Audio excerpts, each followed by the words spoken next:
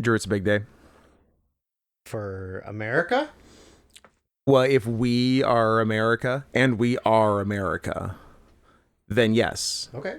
It's a big day for America, which is us. Today is America's, and by America's, I mean ours, bicenquinquagennial. Uh-huh. This is, if my count is right, and I'm not sure it is, our 250th full Wedding anniversary? Wedding anniversary, because we are Das Vampir Nosferatu. No, I think this is our 250th full-length episode. That's wild. Yeah. Want to quit? I know we're planning on doing 2 today, but would you like to only do 1 today and then never 1 again? Yes. Okay. Or go back in time and stop after like Want to go back 10. in time? 10. So 10 weeks into 2000 WCW Nitro. And then just stop. And then just stop. Okay. I like that better. I like that for us. Yeah, me too. I'm going to celebrate with the last blackcurrant beaver buzz on the fucking planet. It's a sad day. R.I.P. You want to suck? Nah, it's okay. You don't want to suck? No, I'm okay. The last, you'll never taste it again in your life. Nah, it's fine. You're crazy. No, Why are you being like just this? pour one out for the homies. On your floor? Yeah. But there, I don't want to ruin the feng shui of all the root beer and cum already on the floor. I don't know what to tell you, man. This carpet's lived a hard life. A long, hard, throbbing life. If this Berber could talk. That's good. Also, double celebration. This is my first energy drink Oh, yeah. ever. Since your scare. Since my scare. Since the red scare. It was a red scare, although I have had bigger red scares involving my penis. This is the second. Yeah, you sure have. This is the second biggest penis-related red scare of my life. Yeah, okay. So for I'd say the last several years, I have started most days with an energy drink. I would usually have an energy drink on the way to driving downtown to get coffee. Yeah.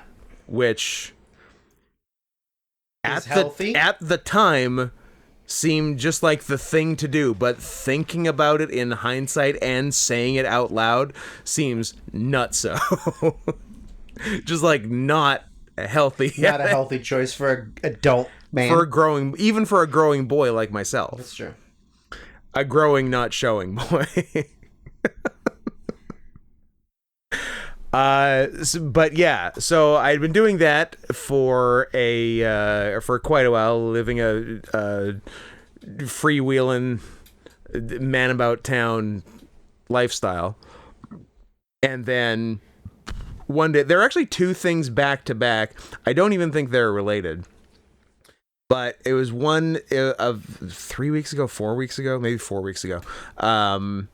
Streaming at Adams, I had my standard energy drink on the way to getting a coffee, on the way to going to Adams. And hi, I'm Scott. That's Drew, by the way. Welcome to the worst year of our lives. Settle in. This is going to be fun. This is story time with Scoot right now. And I went to Cafe Artigiano. Don't make faces into the mic while you're doing arts and crafts over there. You got a whole thing going. I'm on mute. It's fine. Oh, you are? Yeah. Okay. Drew's on mute. He's doing a whole. He I believe he's taken apart and rebuilt his microphone and arm. Wow, God, what a mess. Luckily I'm telling a story, so you can continue fucking around as long as you'd like. You're telling a story about me fucking around. That's an important part of the story, but don't roll your eyes onto it. Anyway, and normally I'll get an iced latte there, but I saw they had a Spanish cold brew with which is with like the evaporated, sweetened condensed milk. What is that? Is it a cold brew because the coffee found out that its son was gay, so it's giving it the cold shoulder? All right, I'll go back to mute.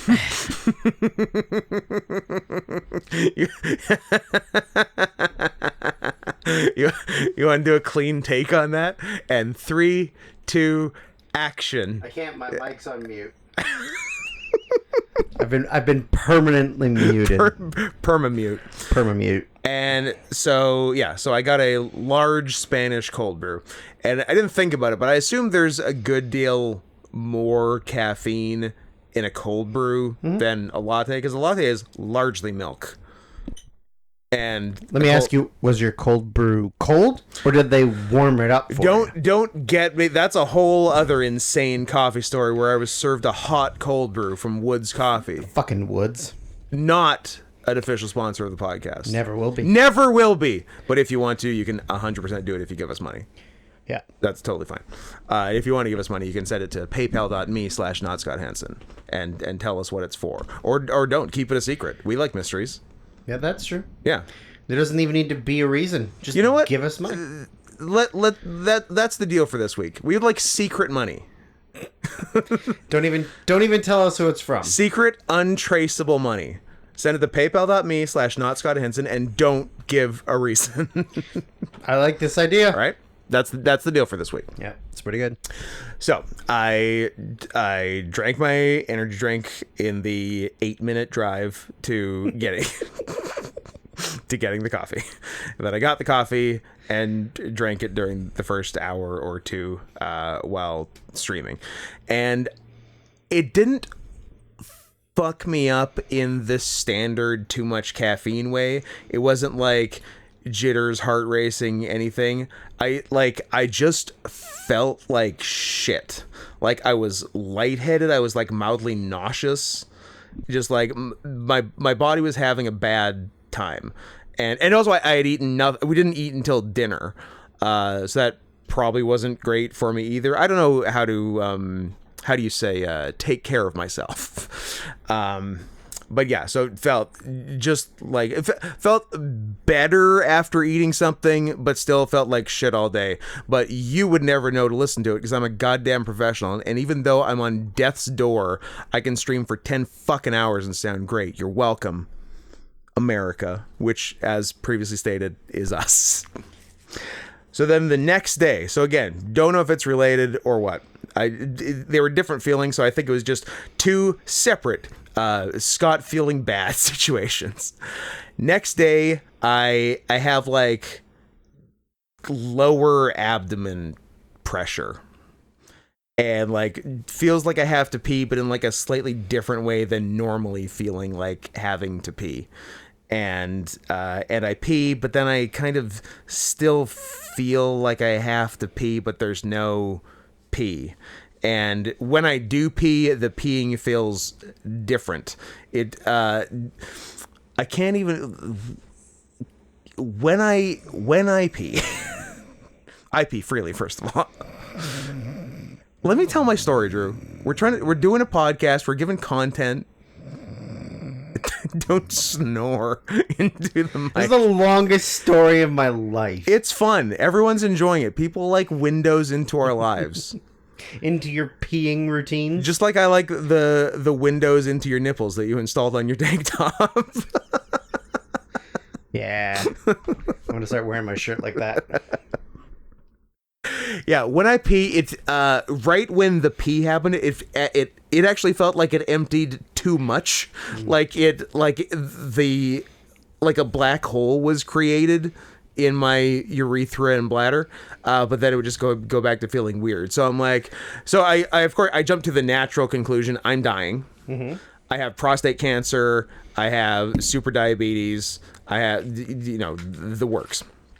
So I'm like, well, I'm just going to quietly die for a few days, and I'm not gonna do anything. I'm gonna let it ride for like 3 or 4 days, and I'm like, either I'll die or it'll go away. Stop it. And neither happened. It didn't go away, and I didn't die. So I'm like, well, I guess I'll go to the walk-in clinic because I don't have a family doctor because they don't fucking make those anymore. Ha. I have one and he's terrible. Those are kind of the two options now. Yeah. You have a terrible one or you don't have one. Or you don't have one. Yeah. So I have the latter, not having one. So I go in. Sorry, sidebar. Yep.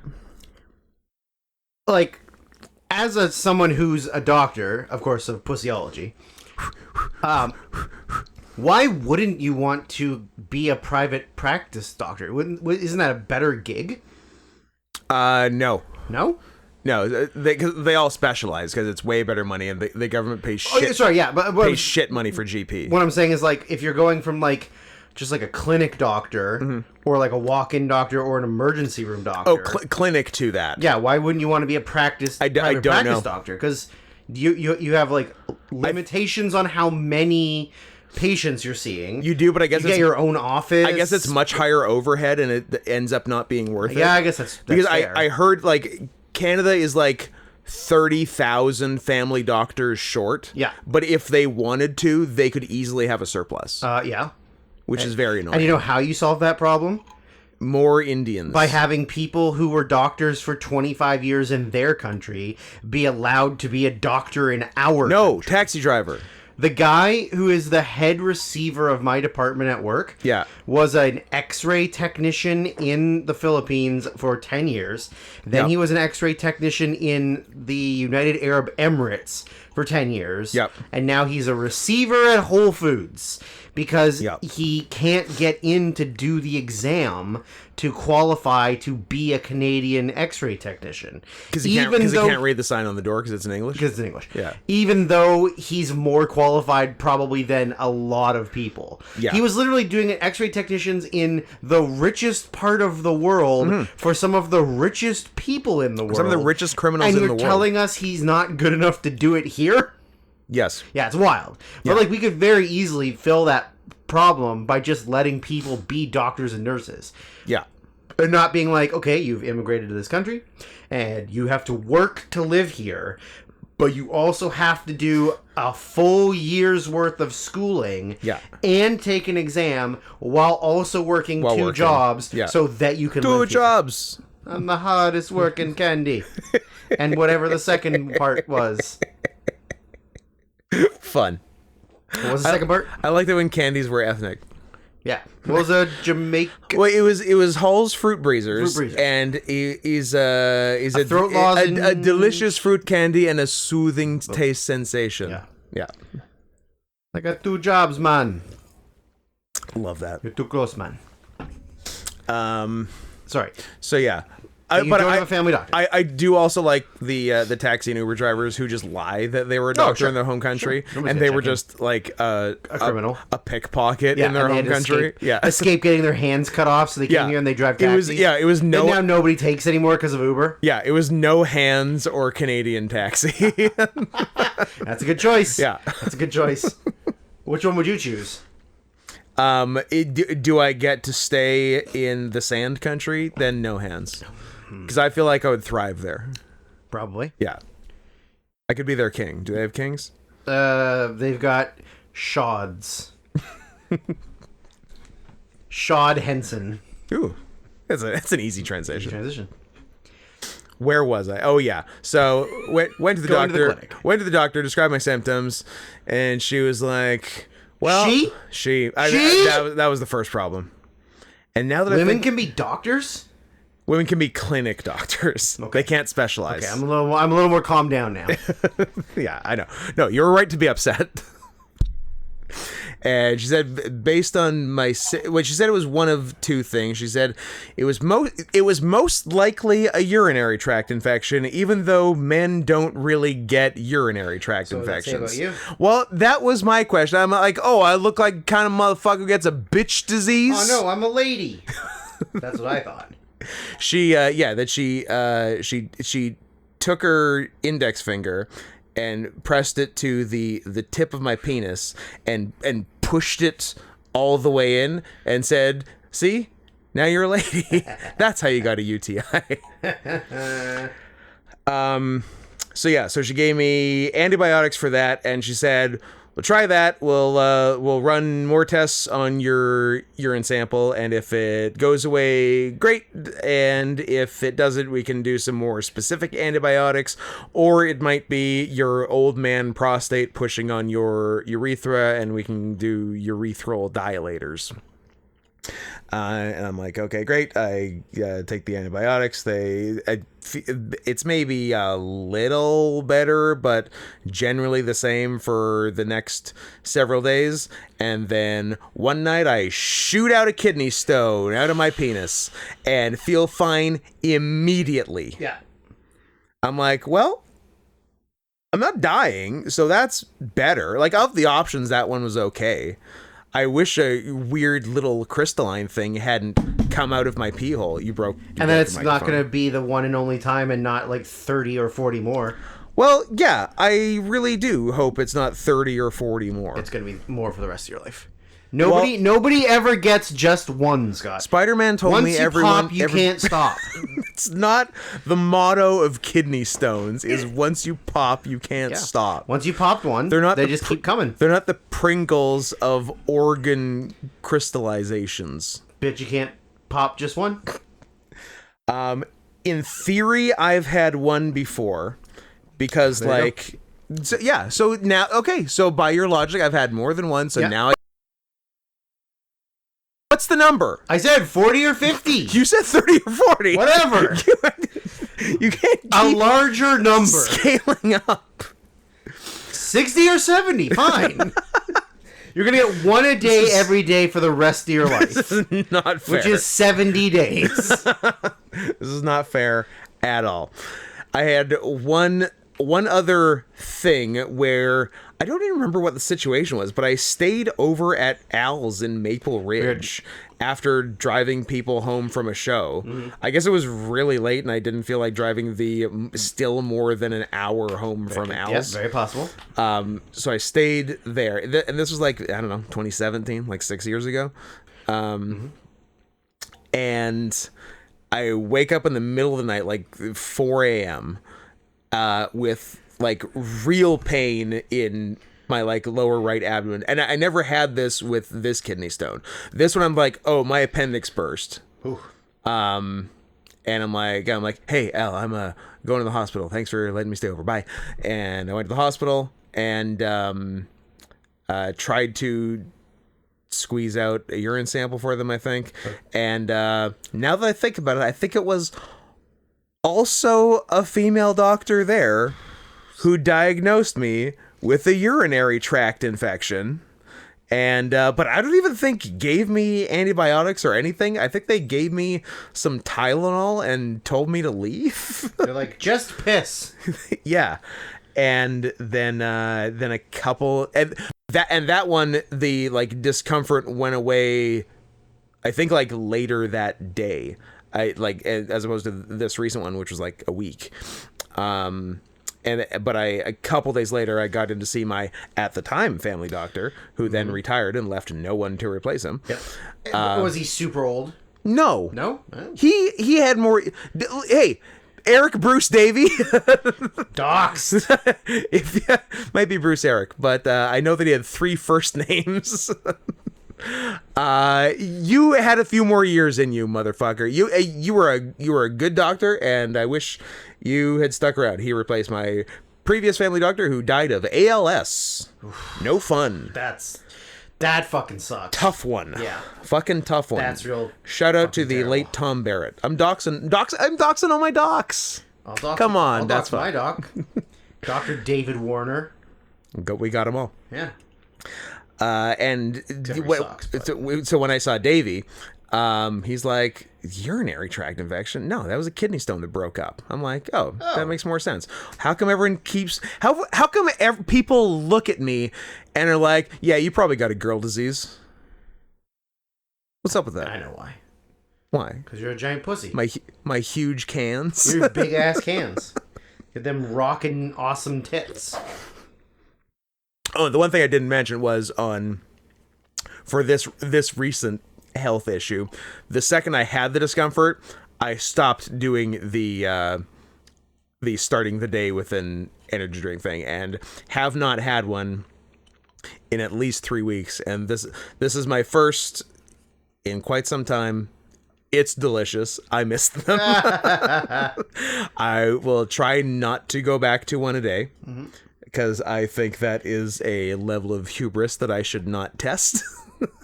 But maybe I'll have them sometimes. Yeah, every other day. Yeah, probably not as often as you, who I have seen buy 2 12-packs in the last 8 hours. Well, one's still unopened, so that's good right there. Bang, knocks down your argument. And if you look at my fridge, there's still like 7 or 8 of the 12. So your argument's invalid. You're doing a good job. You're going to prison. I'm going to prison for lying. Let me ask you this: when I go to prison, or at least am indicted and have my mugshot taken, and they offer to measure and weigh me, I'll tell them, no need, good sir. I have my vitals on hand. I'm 6'3", 215 pounds. Yeah, exactly. The same as Lamar Jackson, Fernando Tatis Jr., Muhammad Ali. And just slightly bigger and in better shape than Tom Brady. Yeah. Yeah. Shout out, Mr. President. Yeah. We're both saluting right now.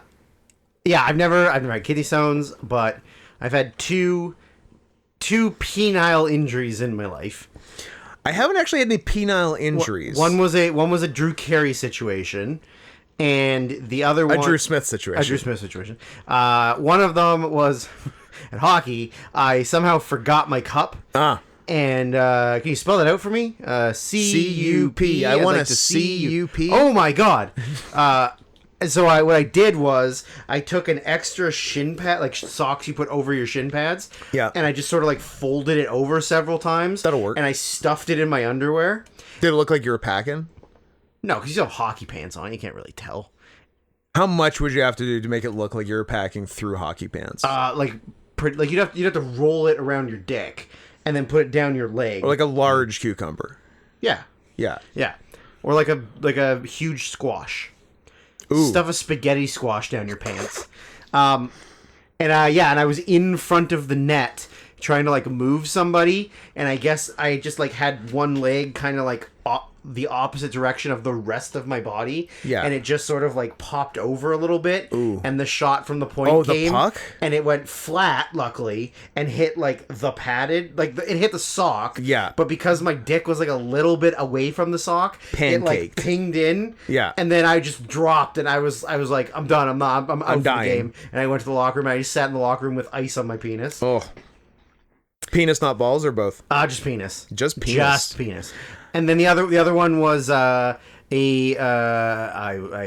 was having sex with a lady. Boo! And, hey, everybody! Andrew's having sex with girls. First of all, I said I was, not am. True. Past tense. I don't know. I thought maybe I'd seen too many of the pornographies and assumed my penis was so much bigger than it is and was just going real hard. Oh, don't do that. You'll hurt yourself. I came out. Yeah. And I hit that little piece of spot between the beehole and the veg, and it like gink. And I immediately like I screamed. And I just fell to the bed. And I was like and I went from like full boner to completely nothing. Limp in like microseconds. Mine has, and I just laid there like mine has gone in right now because it's scared of what you're talking about. It was the worst pain of my life. And then I went to my doctor and I was like, hey, like this is super fucking embarrassing. Did I destroy my penis? Did I break my dick? Yeah. And then like we did some tests. I had to do a blood test and a urine test. Yeah. And then he was like, it's not broken, but I think you did hurt it. You just like abused it too much. like it suffered trauma. So he was like, maybe don't use it for like a week or so. Your dick has PTSD. It has PTSD from being bent in half. Yeah. Yeah, it sucked. Damn. Oh. I don't feel good. And then to this. Oh, it sucked. Oh. And now I'm like terrified of ever doing that again. Like, yeah, like of course you are. I have to be very, very aware of how long my penis actually is. Yeah, and how very hard short. and fast I'm slamming. Yeah. How fast I'm slamming that salmon. This has been Penis Talk with Scott and Drew. You know, everybody likes penis talk. Come They on. do. They all. This is going to be our highest They rated all. episode. Well, no, second, because No one's touching Smarch Madness. Smarch Madness is number one. Again, they should do it every 2 months. Yeah, they really should. Also, I am deeply regretting not naming last episode Service Industry Riz. Yeah, that would have been great. I feel like that would have been pretty great. A huge missed opportunity, but you blew it. You fucking blew it. Next time. I definitely almost fucked the gay guy at Dutch Bros yesterday. Yeah, you really could have. No, we were gonna give him the Golden Gate Bridge. One of us was gonna dip our dick in caramel. The Golden Eagle Bridge. The Golden Eagle Bridge. Yeah. The other one was gonna dip their dick in vanilla. Yeah. We're gonna let him decide which one he tasted and which one he felt. Yeah, I do not. It's very much an Eiffel Tower, if anybody's familiar with the term. Yeah. And if you're not, don't ask us. I don't want to explain it to you. No. Look it up. Yeah, I don't go to Urban Dictionary and type in Eiffel Tower. I don't discriminate with my service industry charm. You don't need to. If you're serving me something, I'll fuck you. I'll do like the first 2 of 10 steps to fucking you. Right. And that's it. Yeah. So what's today? January 6th. January 6th, 2021. What's in the news? Guys, we've been banking a lot of episodes. so if you're hearing this a little later than January 6th, 2021, our apologies. But I think Urban Dictionary is not woke enough for the Eiffel Tower. What? It's a threesome with two. It's a threesome with 2 guys and a girl. It could be 3 guys. You're right. It could be 3 girls and 2 of them wearing pegs. Well, that's ridiculous, but it can be 3 guys. It can be 3 guys. That isn't very woke, Urban Dictionary. Yeah. The middle of the tower has to be a girl. Love is love, Urban Dictionary. Get with it. Devil's Triangle has to be 2 guys and a girl. Has to be 2 guys. Just ask Supreme Court Justice Brett Kavanaugh. Yeah, or Sotomayor. I don't know if Gloria Sotomayor or no. Sonia? Gloria. I don't fucking... A Latina name? Ketanji Brown Jackson. Katana Chance. You gotta scream it. She's...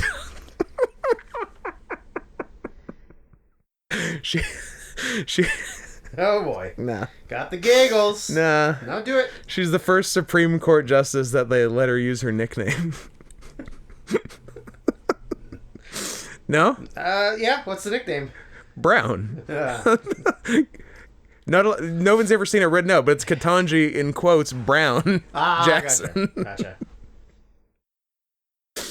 So that's been political discussion. We're off the rails. We covered January 6th, the Supreme Court. We wrestled yesterday.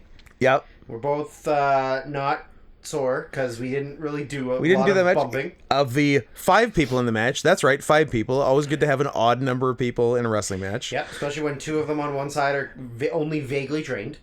It was their first match ever. It was 40% of the matches first match ever. Yeah, we broke them in. We beat them up. They're never coming back. They didn't pay their dues. They didn't carry our bags. What the fuck? We really should have. They didn't let us soap their butts up in the shower. We didn't come in a jar and make them drink it. We didn't come in a jar and make them drink it. We didn't do the standard gun in the pussy and asshole initiation. That's wild. So I guess we also dropped the ball, but no, they did a nice job. Yeah, they didn't do too bad for 2 guys who'd never had actual matches before. Yeah, and fun show, fun venue, outdoor venue at a brewery. Yeah. Good amount of people. Weather was great. Weather was real nice. It was nice to actually be able to wear my entrance jacket for the first time you got all to summer. wear your big heavy entrance jacket. My 75-pound woman's leather coat entrance jacket with fur and studs all over it. That had you worn last show would have died. I would have died. Yeah. Although it would have probably absorbed a lot more of that chair shot. That's true. The chair shot wouldn't have felt so bad. Oh well. Yeah. But yeah, so that was a pretty fun venue. Hopefully we keep doing that venue because driving to Seattle, a lot nicer than driving to Tacoma. So much nicer than Tacoma. And we also kind of realized that we're in love with each other. Well, yeah, we just realized that now. Today, right now. Yeah. We kind of realized that we're legitimately the most popular act in the promotion. It's not even close, I don't think. And it might not even be close. There's a monkey, and he's maybe number 2. The monkey is also popular. Yeah. But it's definitely us. Yeah. And the thing is, we don't even have to try that hard. No. And then we try somewhat hard, and we're like, man, we're so fucking good. Because, it's... I would say that, this is the best at wrestling, as far as being a wrestler performer that I've ever been. Oh, yeah. And it's, so fucking easy. And so much of it I come up with on the fly. As you're doing it. Reaching for the bottom rope with my claws. Yeah, instead of just grabbing it with my hand. And I was just like, that's funny. So it was great. I shined him up. And then I'm think. It's just on the spot. Yeah, and the way this crowd was set up is it was a fairly narrow but deep. The crowd went way back from the ring. Yep. So when I entered, I went all the way through the crowd to the back, and they exploded. Yeah, they were really up for that. Just for that. Yeah. Yeah, and then I almost ate shit over garbage cans because I couldn't see them because you were in front of me. Then by the time I made it all the way around the crowd to the ring, I was like, "This jacket's too heavy. I can't be prancing around outside the ring before the match." It was a long prance. Luckily, we didn't have to do a lot in the match. No. There wasn't a lot of bumping. No, it kept it pretty simple. But I took one. You took 2, but one of them was self-inflicted. Yeah, I had to get up from the ground 3 times. Yeah. All 3 times I put myself there. Yes. I did a somersault onto a guy. Yep. I did a kablamo, and I did a suplex. Yeah. Yeah, not bad. That's the kind of match I'm in for. The Tony Baroni School of Wrestling. Yeah. 1 bump. You got one? You got one? Make it count. Yeah, it was great. So, so we may need to slightly... You want to go to the hospital? Yes. Based on this, we may need to slightly, but certainly not totally, and overall, not really at all, retool our secret plan a bit, maybe. Maybe. Yeah. But there is still a secret plan. Don't worry. But now also the timeline might be a little different. Let me put this forward to all of you listeners, all of you people. Yeah. That pretty soon we're going to be a really big fucking deal. So you might want to get it on the ground floor now. Yes. By giving us money. True. And not giving a reason for it. Because when we make it big, we're going to remember the people that give us lots of money. That's actually true. So before we get too big for our britches, yeah, we get big ass egos to match the size of my big ass tail. Yes. You might want to get in now. Would recommend. Give us some money, buy some shirts. Yeah. Do both. Yeah. But if you're just giving money and not buying a shirt, do not give a reason for the money. Yes. I don't want to know why. Secret money. Yeah, but that's the thing is you don't want to brag and show off you're giving us money. No. Because then we're going to be like, they're desperate. They're trying to work. Yeah. You just send us money. You make it real quiet. Don't say nothing. Real quiet, and then when we get big, we're like, hey, remember when some people sent us some money because they just wanted to support the cause? I do remember them. Yeah. Support the cause and support the pause. And also, we might jokingly change our team name to Pawsy Open. Because it's really funny. We're definitely calling the move. That's what the move is called. 100% is Pawsy Open. 100%. Yeah, that was great. I like cat puns for moves. Absolutely. Except for, I guess we don't... None of our other moves have names. They're just our other finishers and a combo. And we should name the chokeslam suplex, though. Yes. Can you do a cat pun off of dynamic combo? Because that's what Kawada and Taue called it. The answer is no. Not particularly. Dynamic pombo. It's no good. It's trash. Dump it. We should just... I mean, I'm sure we can think of just cat... Yeah. We should call it a tale of two kitties. Done. First idea, best idea. Best idea. That's actually pretty good. We should start doing, like, tower hacker bombs and calling them meower hacker bombs. Hey, now you're talking. Yeah, we should just start doing moves that only work with cat puns. Yeah, first think of the pun. First think of the move that lends itself to a pun, and then we just do that move. Whether or not we like the move, or it's a move we can do. Yeah. Yeah, like let's say for example, like Phoenix 630 worked well with a cat pun. Yeah. Then one of us just has to start doing Phoenix 630s. Yeah. Yeah, like whichever one's doing it's gonna get paralyzed. Oh yeah. But at least the name of the move's cool. How much of a Phoenix 630 could you do? 5%. That 5% would be getting to the top rope. I could confidently do a Phoenix 270. Okay. I could do with a crash pad though. Certainly with a crash pad. Yeah, I wouldn't like to You're going to get up there and you're going to Terry Funk it. R.I.P. But well, because a Phoenix 270 would just be a somersault with a half twist. That I can do that. I guess.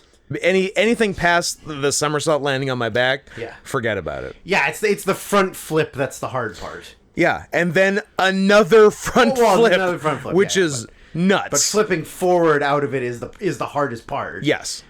You could just do... Too scary. Yeah, I don't even want to do top rope moves at all, so... No. I do second rope moves, and sometimes I overshoot them and dick a man in the face. I think I've done one, like, jump off the top rope onto a guy on the mat once in my life. And how long ago was that? 20 years ago? It was December 27th, 2002. 2002 on Justin Alexander Chun Manchu, where I went for a top rope frog splash, but then didn't like how I was going to land and sort of turned it into an elbow. I like that. Yeah. I like that. I'm not going to do this anymore. You remember I don't like heights. Do you remember when we wrestled Illa? Yes. And I asked them... breaking kayfabe here. What? That I asked them if you had been wrestling longer than they'd been alive, but I didn't realize that they were like older than I thought. They were secretly old? Oh, just older than I thought. Older, yeah. Because you thought they could have been like early 20s. Island Boy Mustache, yeah. You've been wrestling longer than he's been alive. Yeah? Yeah, because I said to them in the back, I was like, this is my, like, next year is my 20th year of wrestling. Yeah. And then the Island Boy Beard said, I started wrestling last year at 33 and I'm 34. And I was like, oh, okay. And then he said, I just turned 23. And I was like, huh. Ooh, this is my 23rd year. Yeah. So you've been wrestling as long as one of our opponents has been alive. I was wrestling on a trampoline in my backyard when his dad impregnated his mom. Correct. Damn. Just assume their genders? Yes. This podcast is canceled. Good job, Scott. You got us canceled. It's that damn Urban Dictionary. The damn Urban Dictionary. They're just not woke. It doesn't have to be two men and a woman. It can be 3 men. And a baby. And a little lady. Is that the one where the dog can talk? Yeah. I like combining those two. Yeah. Girls, dogs. What's the difference? That's the difference. They all end up together anyway. They're all dumb. They all end up together anyways. Yeah. So we find ourselves at the 38-minute mark. Yep. Welcome to the podcast. We already did that. Did we do social medias? No, we didn't. We definitely didn't. It's the worst year of our lives, aka the news, aka the emergency AEW All In biggest wrestling show in human history. Preview, maybe. Review from the past for the future, for sure, which we'll get into detail detail in afterwards. But what's going on your side of the internet, Drew? Just say the things you're on. Just well, you phrased it very strangely. I know. What's going on? I've had too much energy drink. I'm not used to them anymore. What's going on with your Wi-Fi? How's your Wi-Fi working out? You know what? Really good. We got it upgraded a couple months ago, and it's been pretty fucking spot on. Downloading new games to my PlayStation takes, I don't know, 20-ish minutes. Instead of a week? As opposed to overnight. Yeah. My wing wong is down. Aw. I don't know. Sir and soft pause on the things. Twitter... X.com, my bad. Instagram, Snappy Chatty. You're giving your Snapchat? I mean, I have it. It's not installed on my phone. TikTok, even though I've never used it, but I do have an account. For Affinity, even though there's nothing on it. We'll get Mastodon. Get busy on FA. You have art. Put art on FA. Unprivated my Instagram, and since I did that, I've gotten like 10-ish new followers. Because somebody asked you, why is your... the story's actually funny. A random hua Yeah. that I was talking to on a dating app, possibly Was this Hing. the one you shit talks Taylor Swift? Possibly Hing. It was a different girl. Okay. It was possibly Hinge. And she asked me if I had Instagram because I think that's a way for girls to confirm that, one, you are who you are and that you don't have a girlfriend. Because I think that is a major problem in the dating scene. Nice. Is guys going on with profiles and like trying to hook up and having girlfriends or wives. Yeah. And I said to this girl, I'm like, well, I mean, it's all wrestling. Like, there's nothing on there that's not wrestling, which was a lie. Because if you go like all the way to the beginning of my Instagram, there's non-wrestling. You have some stuff. nature pictures, but like most of the like recent stuff, it's wrestling and wrestling related furry art. Yes. And so then, and I said, I just use it for wrestling. So she requested to follow me, and then I followed her and stuff. And then she said, like, why is it private if it's just for wrestling? And I was like, that's a good question. But the reason was because there's so many fucking spam bots and scam stuff that just like tag you in random everything. And I was just kind of getting annoyed of being like, that's fair, added to group chats by like a spam bot, or like getting tagged on like pictures of like, 50% off this thing if you purchase it from here. And I'm just like, that's not like, I don't want notifications for these things. Yeah. And then also there's on Instagram, there's a lot of like fake profiles of like, hot Instagram model girls that their names are like Shelby 879057249, and then they'll the more numbers they have, the more legit they are. Well, that's how you know that they're creating their account, because they're like 1, 2. Okay, that's a little. People might think that's fake. Let's go 9 more letters, numbers. So, I unprivated it, and then now other people that I think are just like fans from SOS have started following me. You're mad popular, but they could have just sent me a request, and I probably would have. But they were shy, I guess. Yeah, all those things. PSN and letterboxed at Sarian Soft Paws, all one word. I don't know if capitalization counts on any of those things, so don't even worry about it. I don't think it does. I will admit that my letterbox has been dropping off a little bit lately because I've been so fucking tired that I have barely watched anything that's not rewatching TV shows I've already seen. The last several weeks, Drew and myself have been the hardest working men in show business. Yeah, I get a little bit more time off than you because I didn't wrestle the outdoor show at the racetrack with the horsies. And end of statement. And end of statement. But I mean, even like not just wrestling, like it's. Oh yeah. It's a lot. It's a busy time of year for everyone involved. Except for I hate it and I don't want to do it anymore. If you people would just give us more secret money, then we could just not do things. Then we could both stop working 10 hours a day. But here we are. And just do this. But here we are. Get on that secret money. What are your social medias? Not Scott Henson on X. And do I use anything else? Hey, add me as a friend on Facebook. That's a thing we've never said, and a thing we're still never going to say, because what are we even doing?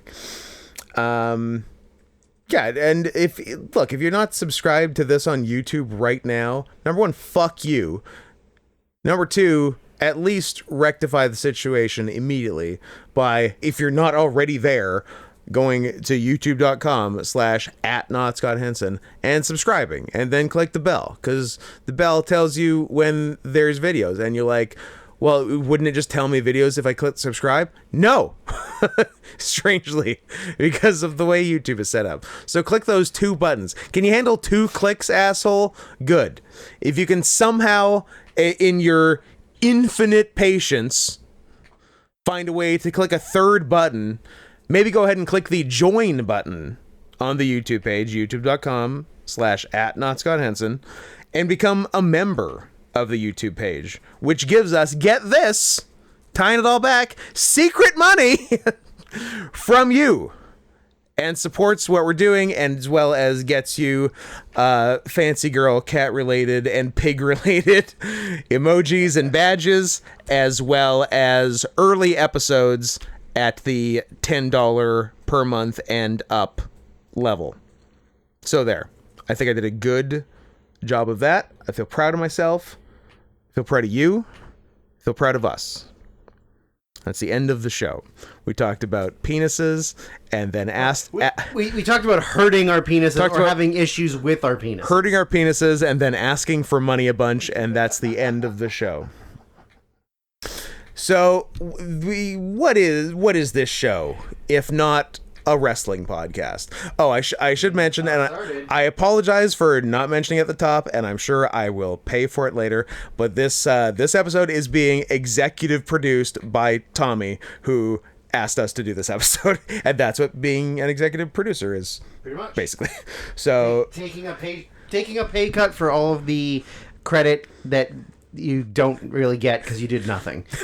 Like, all right, here's some money, and I get to be executive producer. Yeah. And then when all my friends ask me what I do, I can say I'm an executive producer. Yeah. I love that EP lifestyle. Yeah. Erect penis. Dick Wolf. Now that's an erect penis. Dick Tiger. That's you. Tiger Dick. Yeah. So, All Elite Wrestling. Are we doing content now? Yeah. Are we okay doing content? Are you comfortable? Do you feel safe? Is it safe? Should I see Marathon Man? Marathon Man? Yeah. Isn't that where oh, yeah. Where the Is It Safe line is from? Yeah. Yeah. It's good. I've never seen it. Should I see it? It's good. Do you Should we pause the podcast and watch it right now? Sure. And then turn this into a Marathon Man podcast instead of AEW? Do you like non-problematic young Dustin Hoffman and really old Sir Laurence Olivier playing a Nazi? Yes. Then yes. But is it safe? Gotta watch to find out. I really want to know if it's safe. I bet, given that the question is asked so much and so fervently, that it's not safe. That's my guess. Am I hot or cold? Just watch the goddamn movie. Sorry, I'm trying to type up the sheet, the run sheet for matches and predictions and et cetera, so, which maybe we should have done ahead of time, but fuck it. Who cares? Oh yeah, I forgot we do that. Yeah. And I think the way we should handle all of this is because if you're listening to this on the day it airs, AEW All In is tomorrow. AEW All Out is 1 week tomorrow. You will not hear another wrestling related podcast between now and the time that All Out happens. Also, they haven't announced they've announced like one or two matches. I think it's... We're not doing an All Out preview. Yeah. In 2 weeks, we'll do an All In and Out review. Although today is also an All In review, even though it technically, and this is a very minor detail, very minor, it hasn't happened yet. This is because my computer is currently in the shop, and I don't know if it's ever going to work again. Drew is, once again, the face of optimism. He's like, it's going to be fine. You get it back, no problem. I'm like, I'm basically treating my computer like my urinary tract, when I experienced the first slight pang of discomfort. I'm dying. It's over. All is lost. Starring Robert Redford, 2017. No, it's earlier than that. I think 1986. Also that. 14. 13. 13. 13. If you haven't seen it, I recommend it. If you like a movie that only has one actor with no character name and there is not a single line of dialogue spoken in the entire movie, it's for you. Really, no dialogue. Zero dialogue. Wow.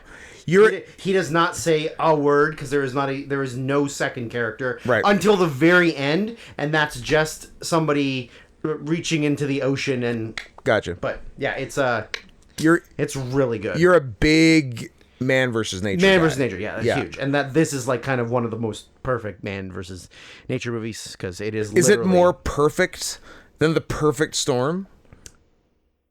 Yeah, because there's dialogue in The Perfect Storm, and I kind of don't like a lot of dialogue in movies. And I got distracted by all the people I want to fuck in that. But like you don't want to fuck Robert Redford, so much that argument goes out the window. Yeah.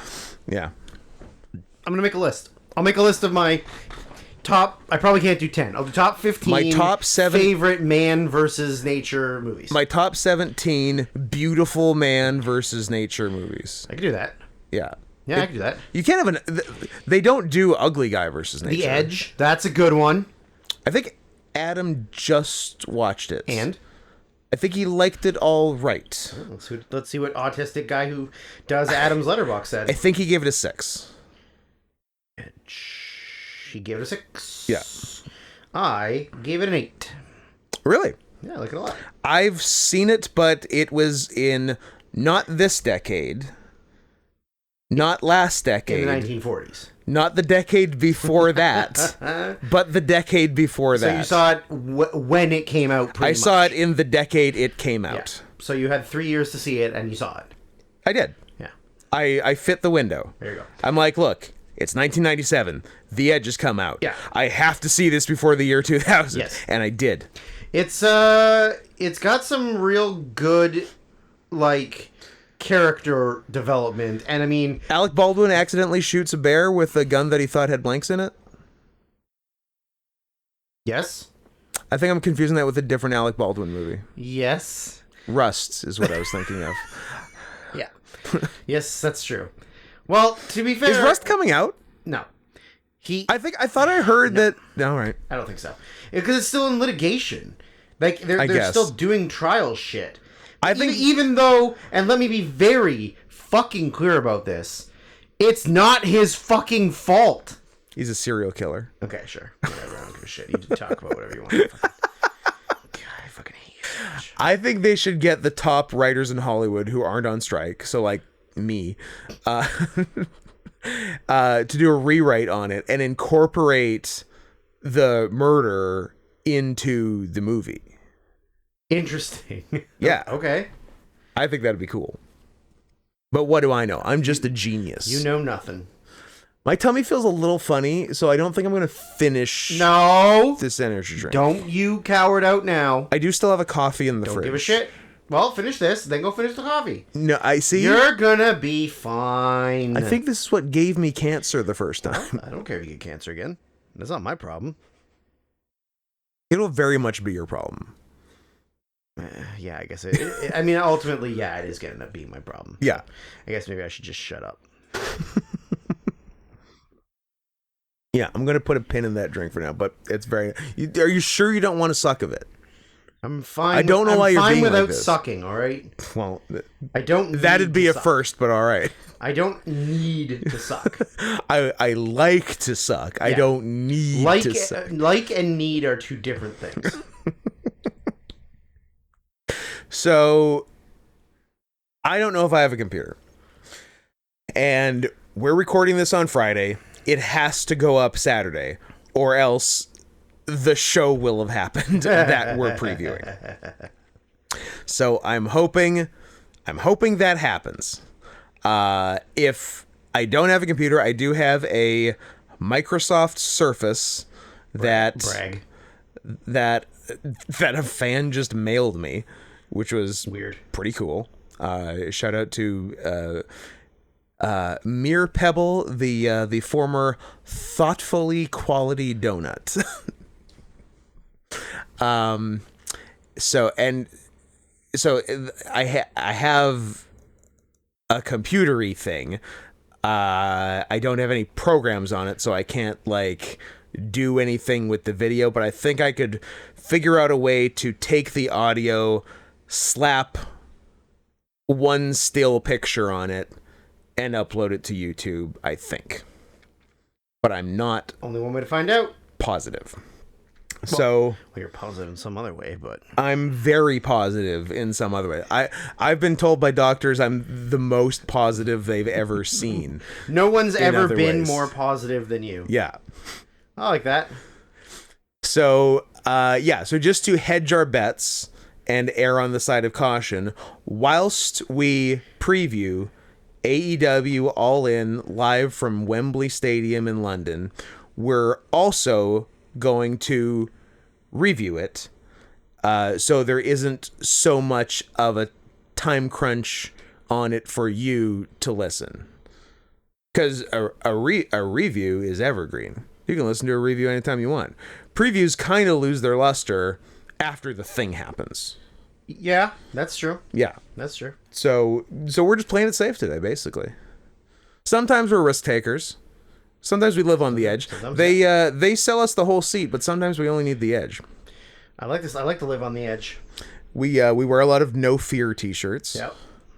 But today we're wearing our some fear t-shirts. There's some fear. Yeah. The sum of some fear. Ooh. Good movie. It is a good movie. Is it? What is it, like a... Yeah, it's a Jack Ryan. It's a Clancy, it's a Patterson, it's a Clancy. Clancy, yeah. Clancy Brown. The best Clancy. Clancy Brown's Jack Ryan? Yeah. Yep. How about Clancy Brown's Jerry Ryan?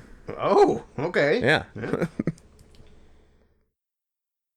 So what we're doing... We got this show. ...is we're starting off previewing it. Then we're just going to pretend like we watched it already and we're reviewing it. Yeah. And then after we actually watch in 2 weeks we'll actually review it. We'll re-review it. Yeah. Whilst also reviewing our first review. Yes. Yeah. It's a real review heavy. But one of the reviews is like an REVUE review. Where we do like a cabaret thing. Okay. Gross. No thanks. You know I don't like musicals.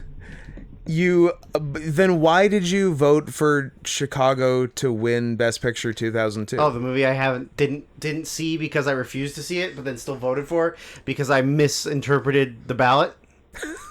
Did you have a hanging Chad? Yeah, I meant to vote for Trump, and I voted for Chicago. I meant to vote for Trump for president in 2020, but instead I voted for Chicago to win Best Picture 2002. 2002. Happens to the best of us. It really does. Did I, for no reason, when I woke up this morning in your sister's bed, how did that happen? I don't know. See how far back I could go on Best Picture winners, even though we already did it just for fun. We do it all the time. And how far did you get? 1988. But I was actually kind of proud of myself because often I'll just miss one. Sure. In the 2000s. Sure. Just it escapes me, but I confidently got them all. Okay.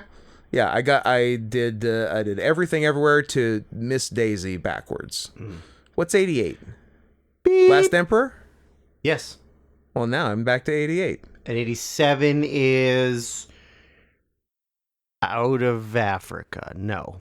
I know 86, but I can't remember 87. Is it Platoon? 86 is Platoon. Yeah. That's the year I was born, so I know that. Nice. It was the second highest grossing movie of that year. Number one's Top Gun. That makes sense. Yeah. Top Gun Maverick. No, original Top Gun. 1986. I'm not a baby. 1986. Oh, I'm sorry. I'm sorry. I thought I was talking to a baby. No, I'm talking to a baby. Me? Yeah. Fucking baby. All right, do you want to get past Best Picture winners and go to professional wrestling, the basis of this, the origin story of this podcast, the sum of some fears, an exclusively wrestling podcast that turned into coming out as a furry, staying in the closet as gay men, and asking the world, "What's your age of consent?" Yeah. Yeah, it's been quite a ride. It's been quite a ride. These 250 episodes, maybe. Hey, you know what? Here's wrestling, and also later on, we're going to talk about which country we want to visit next. I really should have counted twice.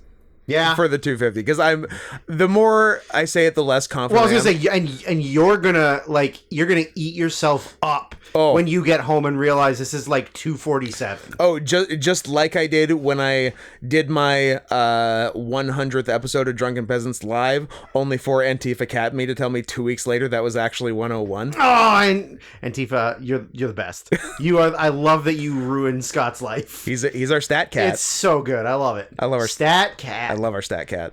Oh, that makes me... Were you really sad about it? Oh, yeah. No, I was... You must have said it on air lots. Of fucking course I did. Yeah. Are you kidding me? Oh. And did I say it like the 4 episodes leading up to it, too? I'm like, this is 96, motherfucker. Get ready. There better be a party. And then I did 100 live, and it was 101. Oh, I love it. I love it. Yeah. That was a tough one. I can't wait for you to get home later and find out that this is like, oh, this is only 107.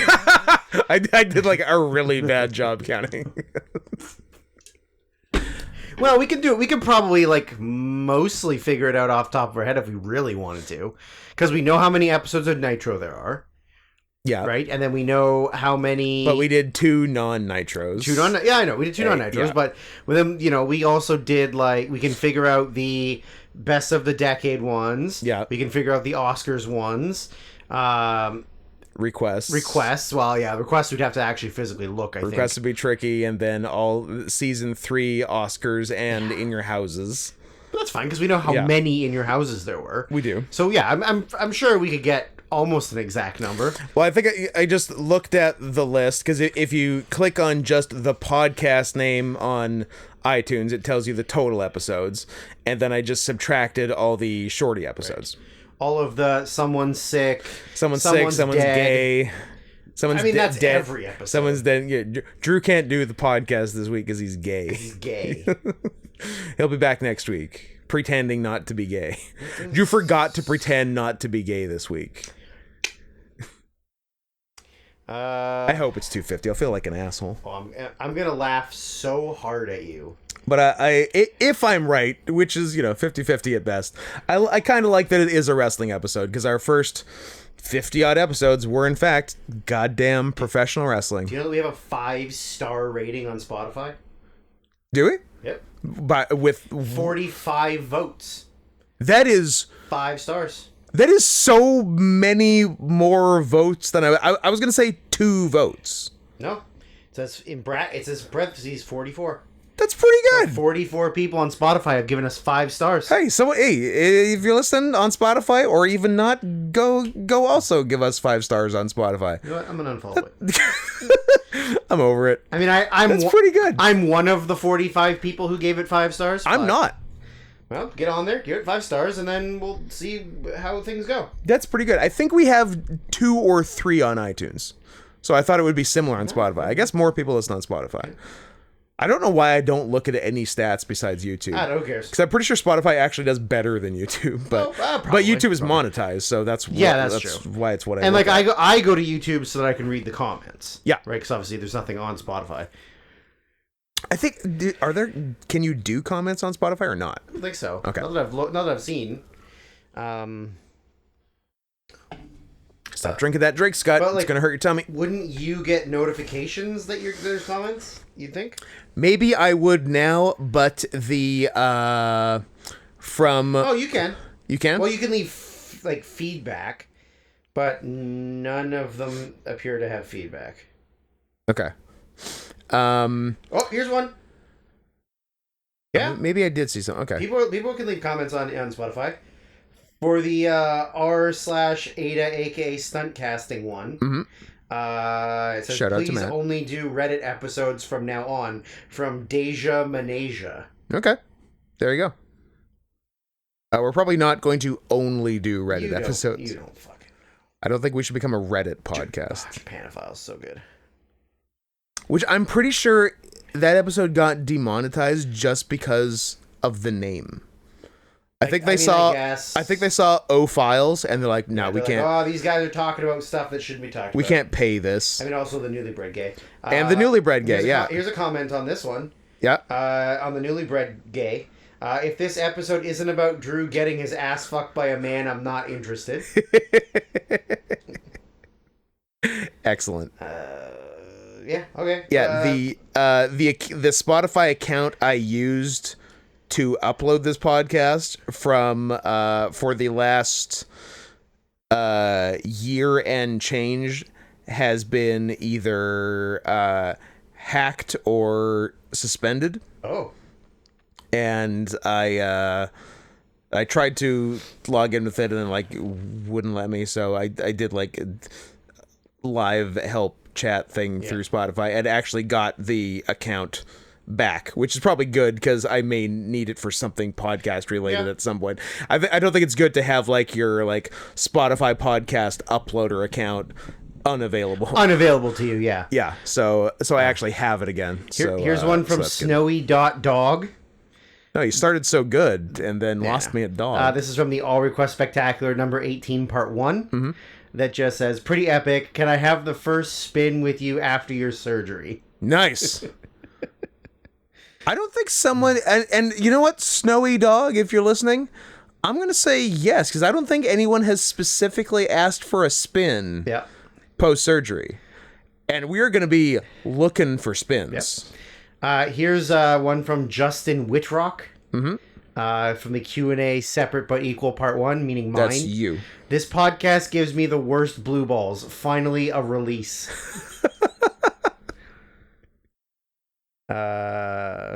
I mean, I did not realize that there were Spotify comments. I had no idea. Oh, here's a big one. Oh, also from Justin. The blue balls I had waiting for this episode has been traumatic. That was from the WrestleMania 39 Day 1 review. The WrestleMania 39 preview also has him saying, wrestling's neat, however, not enough kissing. That's a fair. Not enough PDF file jokes was one that he said. Yep. Yeah, I did not realize people could leave messages and comments. We got a whole new world. I wonder if there's got to be some real good ones on like real suspect podcasts. Anyways, wrestling? So, should we talk about wrestling? Should we do the stuff we're supposed to do? Number 2 all time. North American Mario Lemieux. Number 2 all time. Number 2 all time.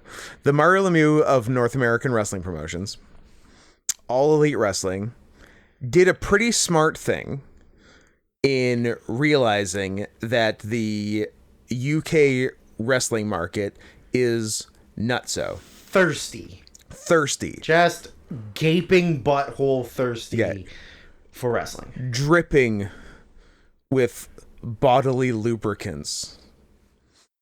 And while they can only sell a few thousand tickets to a regular show here in the New World, they can run Wembley Stadium in London, England, and basically sell it out. Do we have a today ticket number? See what you can get. But regardless of if it's sold out or not, this is using my phone. I have a fucking computer in front of me. This is the highest attendance of a paid wrestling show in recorded history, which 1 is very cool and great for them. 2 has to be driving Vince McMahon and the WWE fucking insane. But also it's really tricky because WWE inflates their attendance numbers. So AEW is not going to. They're going to say, we have 81,000 or whatever, and it's the highest attended wrestling show of all time. And then less educated people are going to say, but wait, WrestleMania 3 in 1987 was 93,000 people, and WrestleMania 32 in 2016, it was 101,000 people. That's way more. It is way more, but also those are lies. So it's tricky. So I don't know how they're going to handle it. I think the only record that this so this is going to be the most people in a stadium for a show ever. The only record that has yet to be broken is paid attendance broken? Oh, sorry. I did not hear the words paid attendance. Yeah. So the one thing is that WrestleMania 32 in 2016 in AT&T Stadium in Dallas. Yeah. So that was the number one just attendance of a show with paying fans, which was 80,000 and something, but 79,000 of those were straight up paid. So very few comps. And this one right now has more comps and hasn't hit that 79,000 paid tickets. That's the only thing. But in terms of people in the building, it is number one. And if it does a strong last day or two, then it may even break that very last record. But that's wild for the number 2 promotion to do. And like a becoming a more and more distant number 2. Like they're kind of they're not going in exactly the right direction. Maybe this will help a bunch. Maybe it won't. I don't know. There's nothing like their ratings are going down. There's somewhat. nothing as far as like the last day. Yeah. So the last thing is breaking the record. The last information I can find is from maybe 3 days ago. Yeah. That said that there's no I guess that nobody has official numbers, but according to some, I don't know, wrestling ticks, I don't know if that's even a real thing. It actually is. That's the official thing. AEW has distributed 74,888 tickets. Yeah. I think that's sold tickets. Let me just quickly say here. When the last printed UK. Yes, that is the sold money bought tickets. Yeah. So I don't know if they'll hit that 79,000, but it's people in the building tough, they will. But, I mean, there might be some like quite a bit of a push it right at the end, but it's not going to be enough to make up the gap of like 4,000 tickets. That's a good. They might chunk. do another 1,000. Maybe. Yeah, they might do some, and Meltzer was actually saying that some people who might not usually go to a wrestling show might hear about it being the biggest thing of all time and want to be a part of it. and be a part of it. Yeah. So you might get some of that. I'll be really interested in what it ends up being. And I'm sure there's got to be people in Europe that are like maybe waiting to the day like the day before just to see like, okay, like train tickets are really cheap or whatever. Like I'll just go. We can as we said last podcast, even though a couple chunks got silenced. Shut up, Scott! You're gonna jinx us. Although so far it's been good. I haven't seen it once. It's been good, yeah. So if you heard a weird gap or edit last episode, sorry. Oopsie. The recording cut out for like a couple little 15-second gaps during our discussion about Western Europe and how you can just go to another fun country for $40. $40. Yeah. I mean, wrestling's pretty big in like Germany. Yeah. So you got to imagine there's going to be a lot of German fans that just like last minute go. Yeah. I'm sure they would have done a lot more had people from Russia been allowed to just like fucking leave. Yep. But yeah, I'm sure that they can get over the 70, maybe 76, maybe. Yeah. But yeah, I think 79 is pretty hard. Yeah, but then of we'll course see. With comps and like guests and people in the actual building, there's over 81,000 tickets out. Yeah, I think they're gonna have no problem. Like, yeah, what is capacity on Wembley? Yeah, I don't know because it's different for different events. Yeah, I'm trying to think what it. I think is it set up for 86 or 87, something like that. I'm not sure. Stadium. So it says capacity. So for association football, rugby union, rugby league, and boxing, it can hold 90,000. Okay. And then it's 75,000 to 90,000 seated and 25,000 standing for concerts. And then for like the UEFA capacity, so for professional soccer, it's anywhere from 86 to 87,000. And then when they put NFL games are played there, it's 86,000. So that's nothing on the field. So for concerts, it looks like it's the 90 seated and 25 standing on the field. That's a lot of people. So like what, 115? 115 at the top. Yeah. But I also don't know if like for this, if they'll fill like the upper bowl and more people will be field level. Yeah. Right? So it might be more of like more toward 90? Towards 90. Yeah. I mean, unless they do keep the upper bowl open, but I feel like you're going to make more money selling seats on the field than you would selling higher. Yeah. So, but yeah, that's pretty crazy. Yeah. That is pretty fucking crazy. Yeah. And it's also very funny that the Cons literally own a stadium in the English Premier League in Fulham, and they are like, well, we can't do that stadium. Nobody cares about that stadium. We have to do Wembley. We have to do Wembley. Yeah, because I think Craven Cottage... Cool name. It is cool. It sounds like it's from Harry Potter. Craven Cottage is... So too much meat. The record attendance for Craven Cottage for a soccer game is just shy of 50. Not enough. And that's just the seats, right? So even if putting it on the field, you would be able to do it there. Yeah. But it just wouldn't have the same atmosphere as being at Wembley. At Wembley and setting the attendance record. Yeah, exactly. Yeah, that's pretty cool. And that's all of what's cool. That's solid. Yeah. So, I don't know what the deal is with AEW and putting together pay-per-view cards, or like the answer, or setting. Well, it could be that the guy who's running it is doing too much Adderall. Yeah.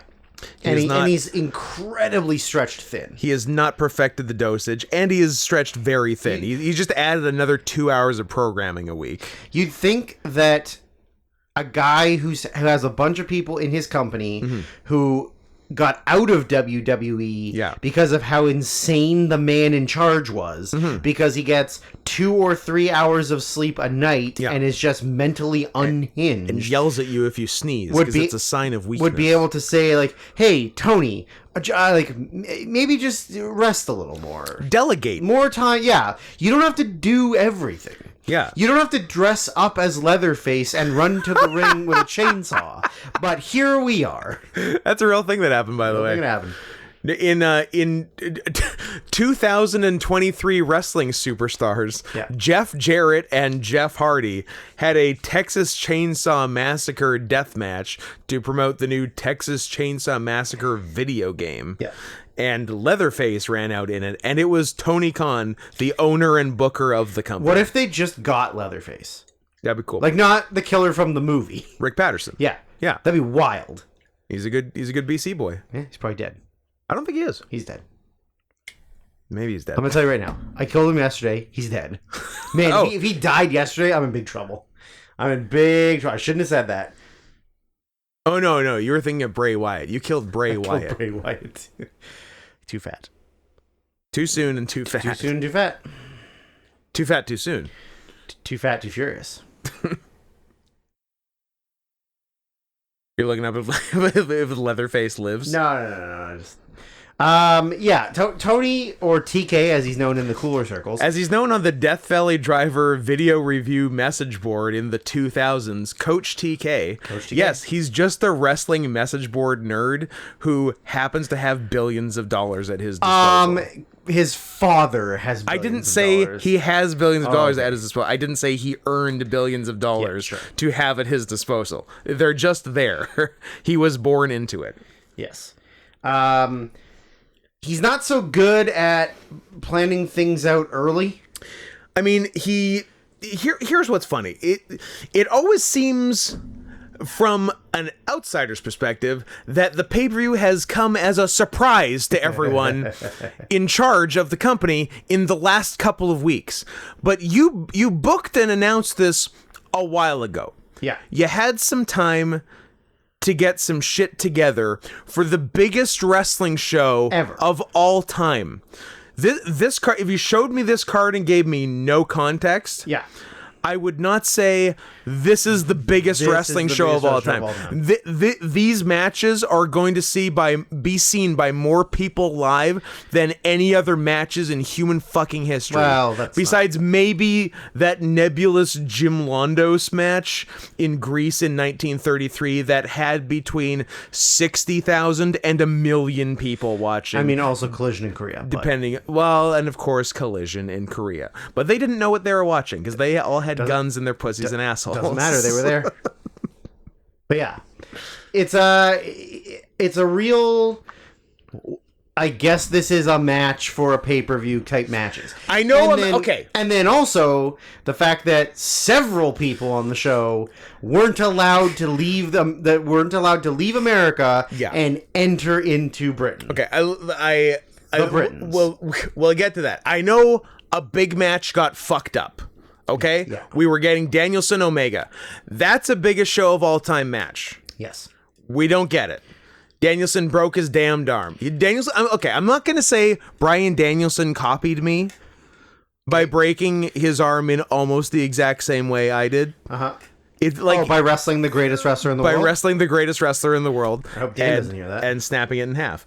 I hope Dan doesn't hear that and get a big head about us calling him the greatest wrestler in the world. I can't see Dan getting a big head about things. So the giant big singles match got screwed. You know what? That's too bad. I hope it happens soon. To the best of us. I hope it happens to the best of us. But you still have a lot of talent at your disposal.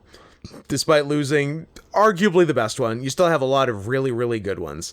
And now we've gone from Kenny Omega versus Bryan Danielson to Kenny Omega in a match with Juice Robinson. Yeah.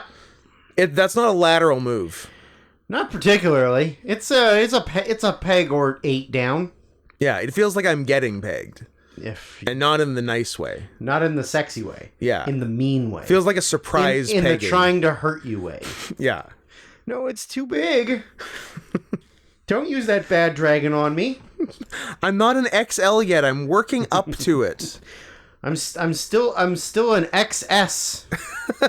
I would be an XS. I would at least start at XS because I'm not one to brag. That your butthole is so tight you'd never get anything in it. Your surprised poop comes out of it. I am every time. I'm like, how did that get in there and get out of there? Yeah. What if it was as easy to get things in as it is easy to get things out? That'd be cool. Then I put way more things in. That's wild. Yeah. Because you know it could. If God truly designed it as much of an entrance as it is an exit. Yes. Yeah. And if he didn't want things put in there, then maybe he wouldn't have made it feel so good. Or so I'm told. I read it in a book. I read it in a Playboy article. I was reading my pussy books again. I almost got you. I was almost a black currant spew. What a waste that would have been. That'd be sad. When I said I was going to stop, there was half left. Now there's a quarter left. Okay. Well, might as well just finish it now. No. You're almost there. I drank an entire white chocolate mocha, a venti, and... Oh, you're at the very bottom. I'm almost done this Rockstar Lime Freeze. Well, now I do feel like a pussy. I really do. Fucking done. Because I've got like... Yeah. Oh, my heart. Because I've got like a quarter or a third of this fella. Yeah. And then I've got a cold brew in the fridge. Mm-hmm. Well, I'll tell you, man. I don't know. You just not be a pussy. I don't know. You know? I don't know. I'm going to have one more sip. So, Yeah, you had... They announced this in... May? 3 months ago? Something like that? Yes. Like, a decent amount in advance. They lost time. Like, before... Like, well before Forbidden Door in June. Certainly. Yeah. So, yeah, they had a while. And they haven't had a pay-per-view in what will be more than 2 months. I think 9 weeks since the last pay-per-view. So you've had, even if you don't want to start building anything until the last pay-per-view is over, that means you had 9 weeks. You didn't use the 9 weeks.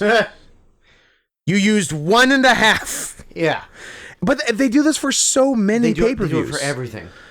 I don't know. I don't know if it's that he doesn't genuinely know what he's doing. Here's the thing. I think he does know a lot of the card, but he's not hyping it. Or he's just bad at promoting. Yeah. Because he's not a wrestling promoter. Yeah, but he knows wrestling. But like, you know, even like... And he's got good people in his ear. Even WWE at their like their worst time, were still capable of like foreshadowing and announcing things well enough in advance. Whether or not those things actually happen, okay, yeah, different story. Because I was gonna say, at their worst, I would argue they were worse. But they at least would be like, on the pay-per-view is Rey Mysterio versus Kurt Angle, and then JK two weeks before that they would be like, oh, injury Angle with Rey and also Kurt's not on the pay-per-view. yeah, there was more of that for sure.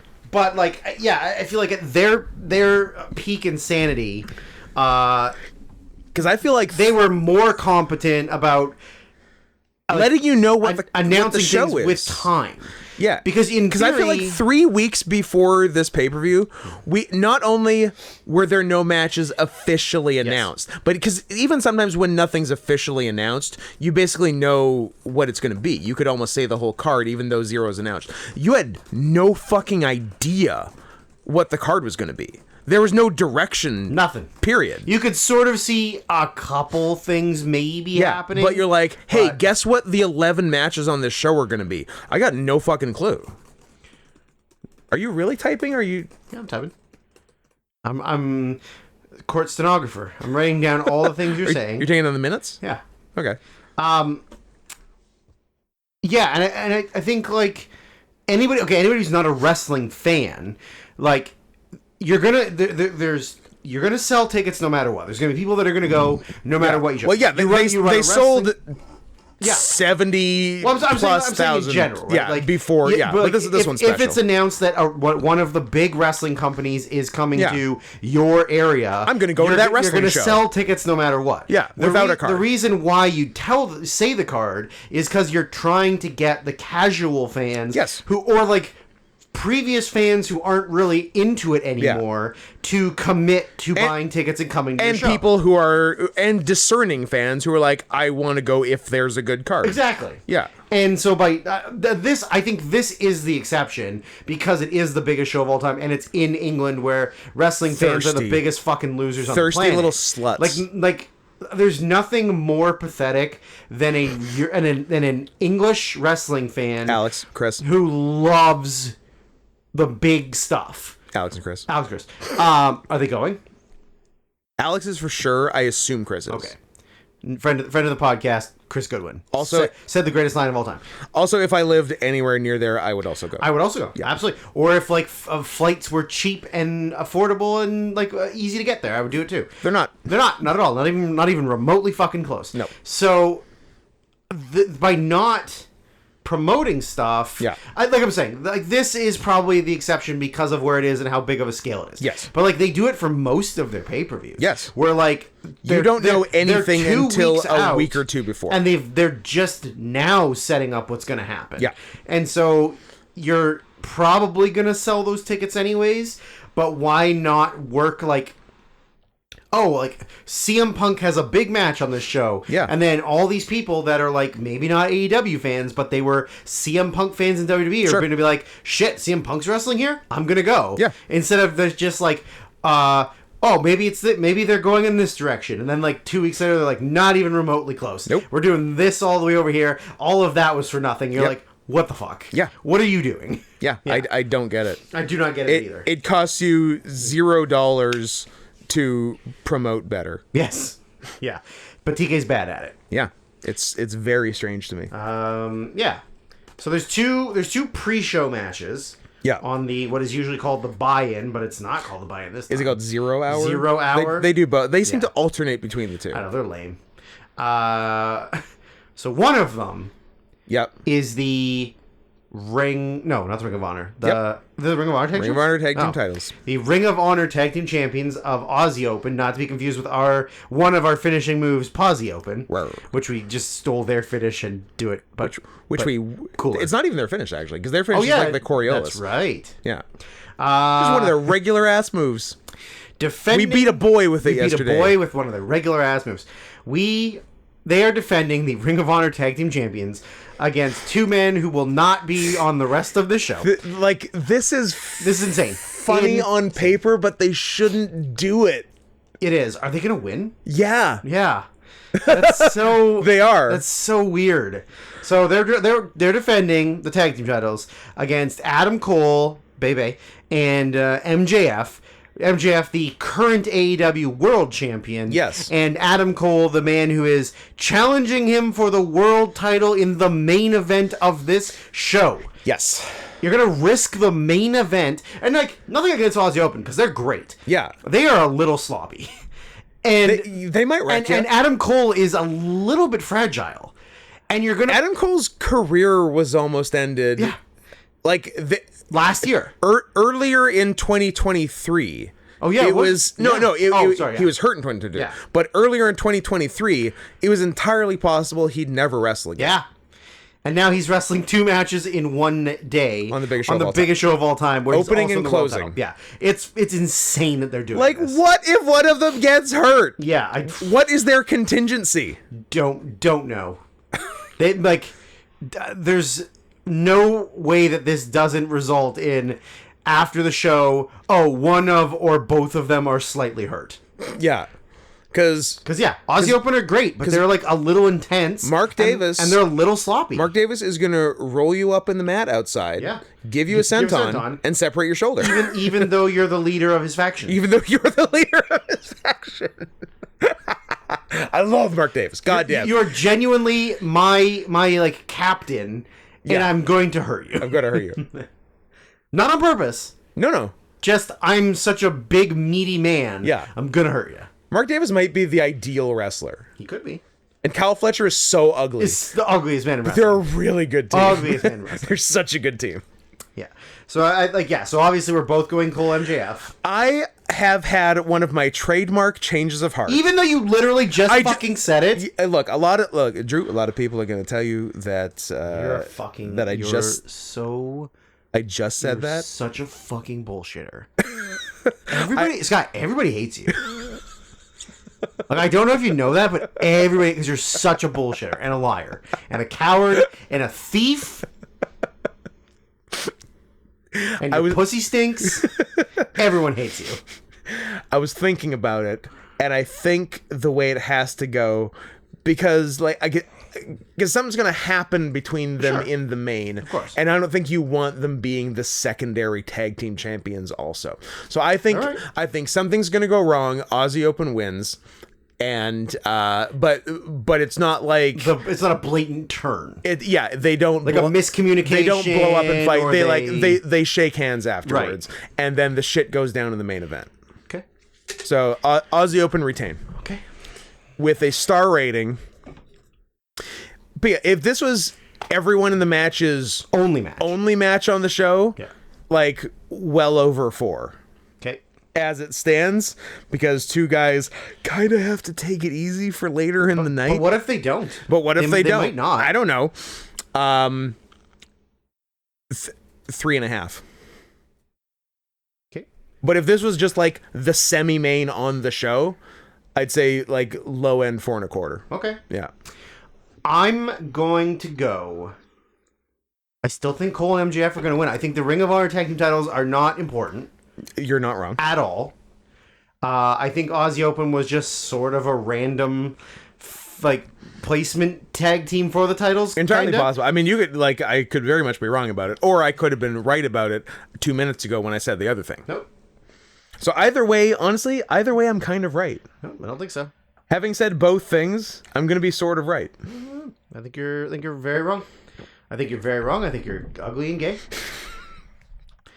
Nothing worse than an ugly gay guy. If you're going to be gay, the least you can do is be pretty. Is be handsome. Yeah.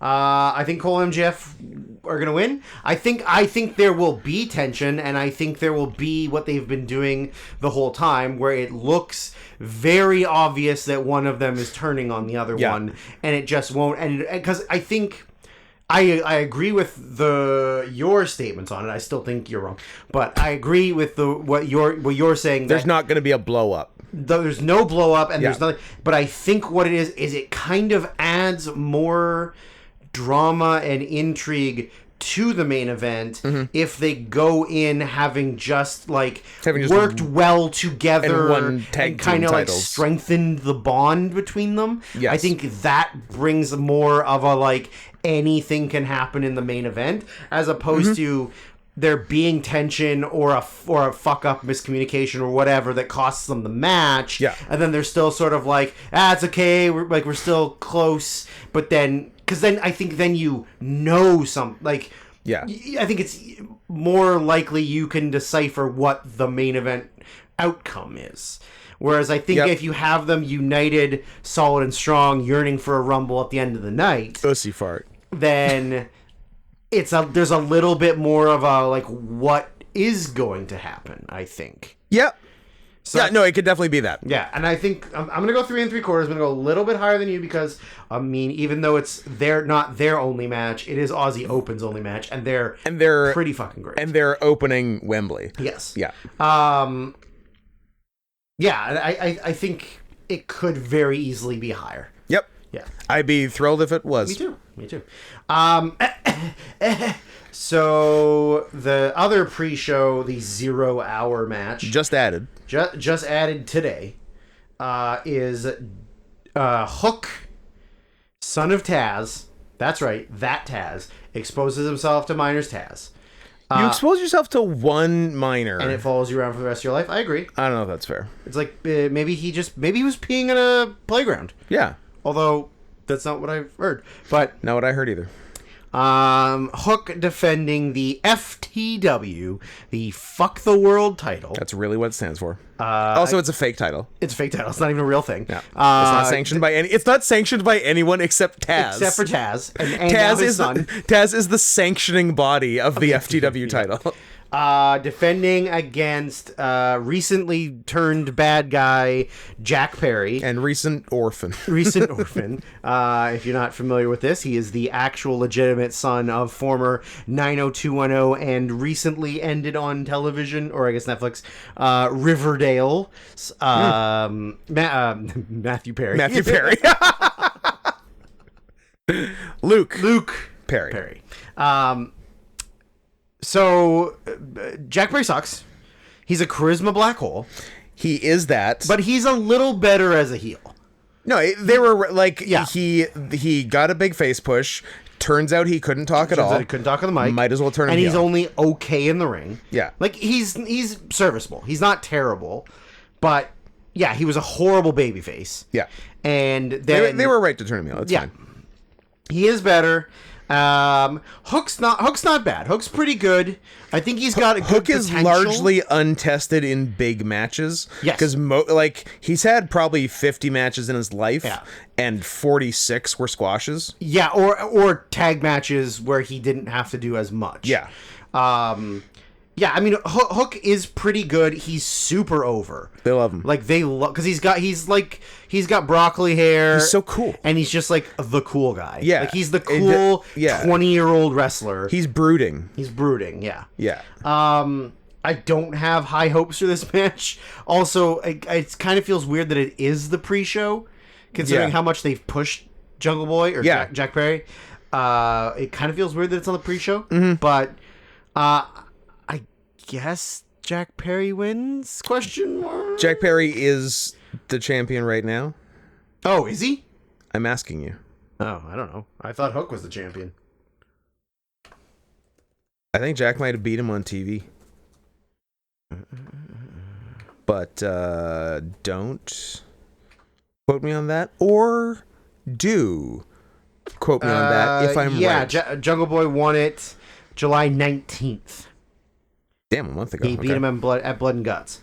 All right. And Hook held it for 100 years. Almost 365 days. Nice. So, okay, now I'm undecided. Does Jack retain, or does Hook get a big win at the big show? Well, because I thought Hook was champion, I thought Jack Perry was going to win. Now it's different. Because it leads to his storyline push. Yeah. But he already has it. Yeah. Now so what do you do? It's different. Also, I think I legitimately have a different winner for it being on the pre-show versus if it was the opener of the pay-per-view. If it was the if it was the opener of the pay-per-view, I think Hook wins. Hook wins. The fact it's on the pre-show, it's not as important. I think Jack retains. Yeah, I think the same. Yeah. I think the same. But I'm gonna pretend like I said it first. Classic. I don't think it'll be that good. 2 3/4. I'm gonna go 3. Yeah. I want to be optimistic because I think Hook's got a good future, but yeah, I just don't think it'll be that entertaining. Yeah.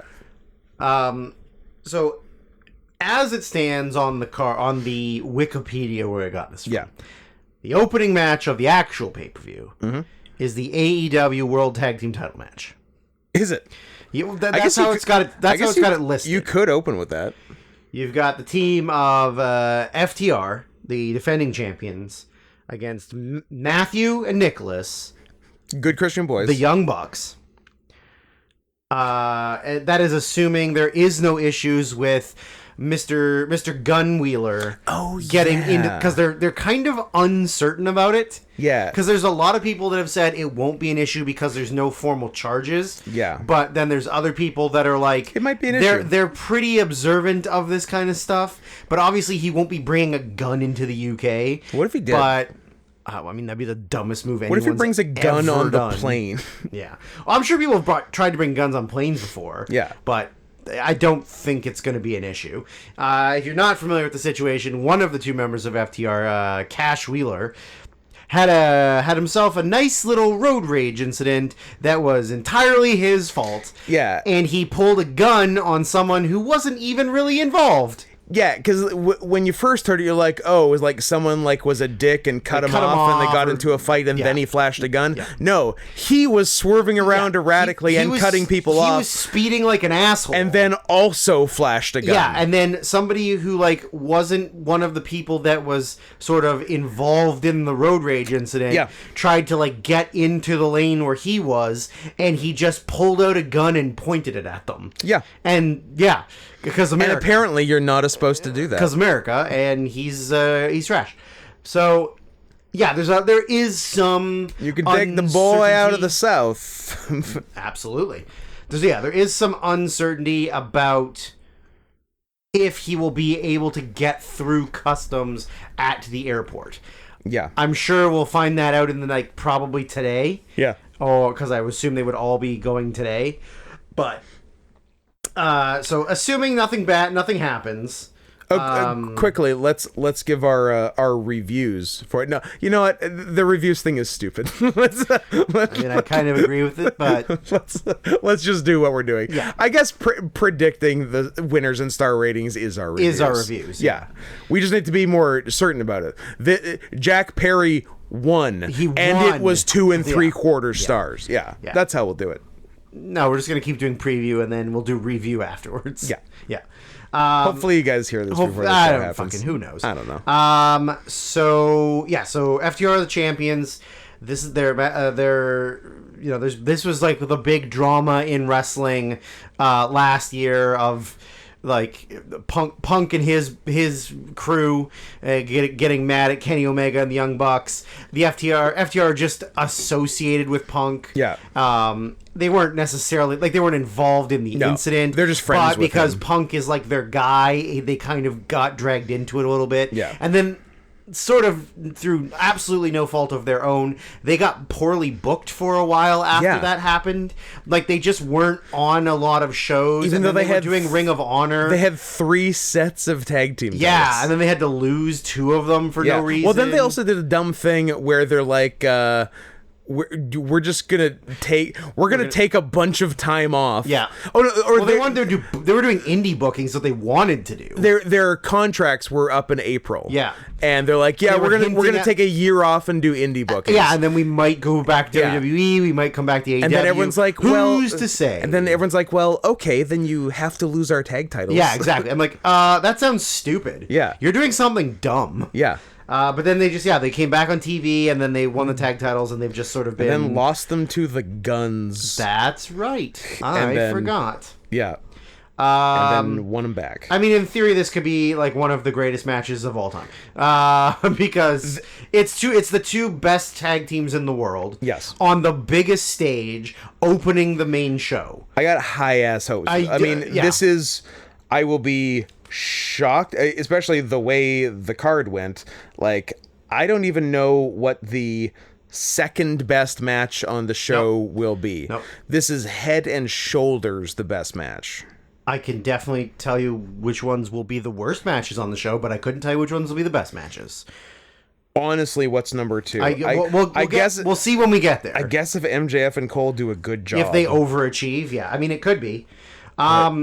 Yeah, I definitely 100% think this will immediately be top 10 match of the year. Like, there's no reason for it not to be. I'll be pretty mad if it's not top 10 match of the year. You can't, it's too bad to put that kind of pressure on the guys, but I will be disappointed if it's not top 10 of the year. Yeah, and ideally, like...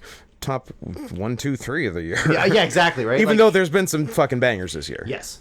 The Young Bucks are legitimately the best tag team since the year 2000. Yes, they're the best team. They're the best tag team since the year 2000. And FTR has been one of the 2-3 best tag teams since they became a team. Yeah. Right? Like, so there's no reason for this not to be fucking except for their amazing. few years on main roster WWE where they didn't get to do anything. But they were still like incredible wrestlers. No fault of their own. Yeah, them as a team. They just didn't have the booking. Yeah. They have the good booking in NXT and they have mostly the good booking in AEW, except when they forget about them for a while, even though they're the tag team But it was champions. sort of, I think, punk fallout I guess. shit. Yeah. I honestly don't know who wins because I feel like either team could win. FTR are the perfect champions. Sense. FTR have been champions since when? Probably a while, because they.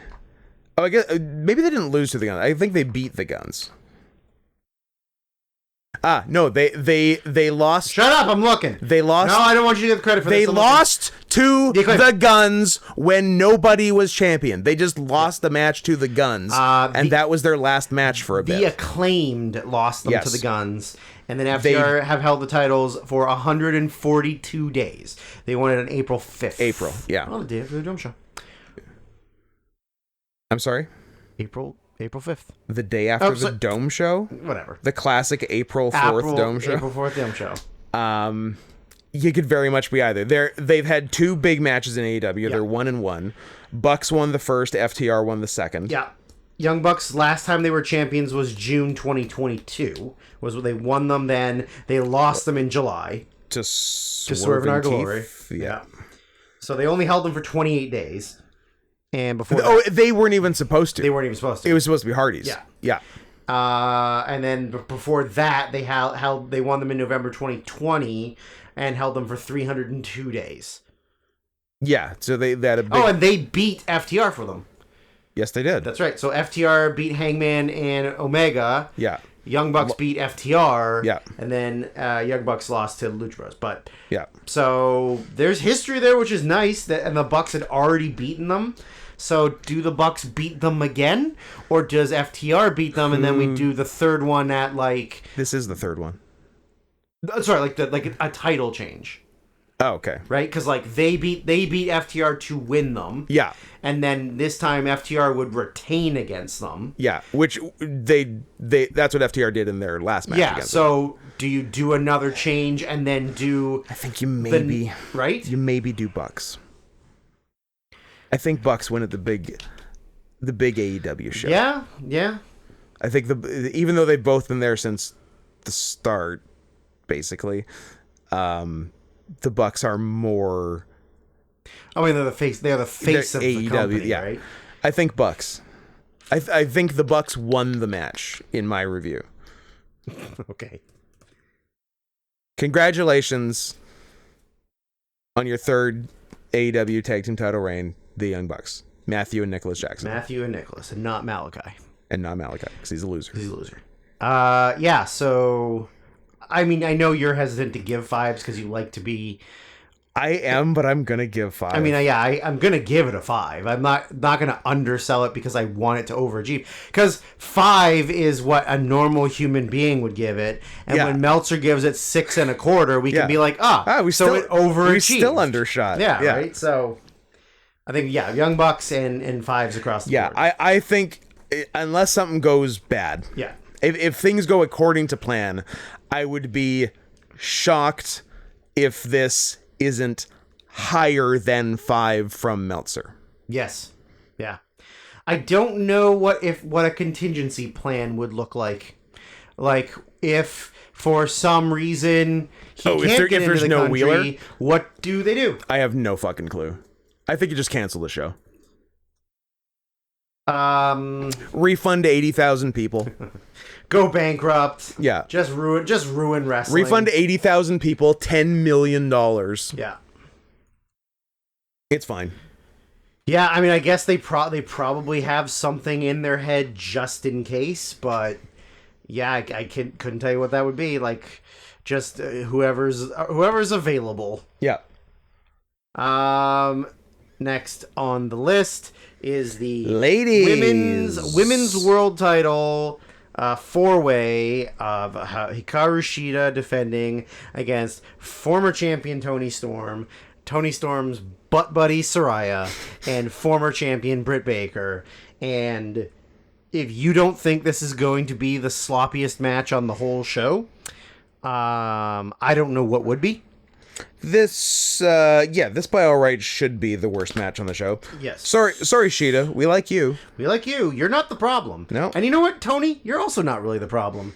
But sometimes she's a little bit the problem. A little bit, but she's much less a problem than the other two. The other two are going to make it a big mess. I'm gonna say this out loud, and I'm sure if there were people, say it loud, say it proud. I'm going to. Don't you fucking worry. I'm gonna say it. Okay. If noted friend of real life and not friend of the pod, but friend of real life and in professional wrestling, my younger sister, Bambi Hall, was to hear us talk about this, because apparently subconsciously we shit on women's wrestling a lot when we're around her, which we don't even really mean to do. It's just regular conversation. We mean to do it just between ourselves, but we were actually sort of editing ourselves in front of her, but still not enough that she didn't comment on how much we shit on women's wrestling. I think it was when the straw that broke the camel's back with her was when we were going through the Triple Mania card. Yeah. And then you're like, oh, then a 6-woman match. A 6-woman match that nobody gives a shit about. Again, nothing we said was wrong. Nope. So Britt Baker is legitimately one of the sloppiest wrestlers in wrestling. And Saraya might be worse. She's so bad at doing even her own moves. Yeah. She always gets hit in the face. She's constantly bleeding from the nose and mouth. She always hurts her face. Saraya has so much Botox in her face. I don't even know if she can see in there. And I don't really care for the character that Toni Storm is doing. She's doing Marilyn Monroe sort of, and she looks terrible. Yeah. I miss kind of punk rocky nerd Toni Storm, not this a glamorella. Yeah. I think this match will suck. I really genuinely think, because even though we like Shida, she's also kind of sloppy. She can be, and she's her kicks suck. Her strikes suck. Sometimes her and Britt just had no chemistry their entire feud. Her finisher is that knee, and sometimes the knee sucks. Yeah. Your finishers should never suck. Yeah. I think Saraya wins because it's UK.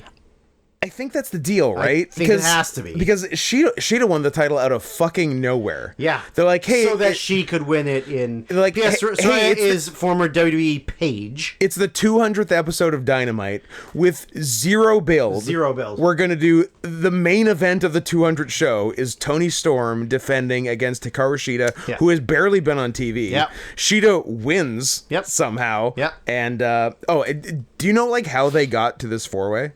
They did a tournament, but it's so one of them, stupid. But somebody got a bye, right? Toni Storm got a bye. I don't know why they couldn't just say, Sheeta's the champion. Yeah. Toni Storm's getting a rematch. Yep. And here's two other girls. The end. Yeah. Instead, they did the most blatantly obvious. They did. Britt Baker's beating this person. Soraya's beating this person. Like, they didn't even pair them up with good opponents. No. So they did a tournament. But Toni Storm just gets a bye, so she's just in the match. The champion does not get a bye. Nope. She had to do a match. Yeah, that's right. To get into this match. She did. And then Baker and Saraya beat very obvious people that had no chance against them to get there. It was one of the most pointless tournaments of all time. Hikaru Shida beat Anna Jay. Saraya beat Sky Blue, and Britt Baker beat The Bunny. Yes. Jobber, and bad wrestler. Yeah. Anna Jay also sucks. Just pointless. Yeah, it makes no sense. So Tony's getting real tournament heavy. Yeah. Everything's a tournament. Everything's a tournament with her for crowning vacant titles or challengers, and just or the truly pointless Owen Hart tournaments. Yeah, it's just because they have the rights to the Owen Hart name, and they're like doing the Owen Hart Foundation. Who won the women's one? Quick, right now. It was just a couple weeks ago. You should know. Who won it? Willow Nightingale. Yeah, good job. That was a guess. That wasn't because I knew it. Yeah. That was because I was like, who's a woman that they're pushing? Name a woman. Any woman? Any woman. I can't do it. Anyone in the men's? Ricky Starks. There you go. He was a jerk to Jushin Thunder Liger. He weirdly turned heel. Yeah. Even though he was getting a face push. Yeah. And they flew Liger all the way in for 20 seconds. To get snubbed by Ricky Starks. Yeah. With no payoff. I'm going 1 3/4, and I don't know where the 3/4 comes from.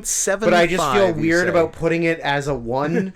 I'm going to stick with the trend of going 1/4 star less than you. Okay. Same winner, even though I dread World Women's Champion Saraya. Yeah, but I feel like they can just like hide her with a bunch of Gaga shit as champion, and then like Tony and Ruby can just do the wrestling for her. Yeah. I'm glad they because they were clearly building to like a women's war games or something, and I'm glad it didn't come to fruition. Me too, but also I like train wrecks. It would have been fun, and that's pretty fun. That's true.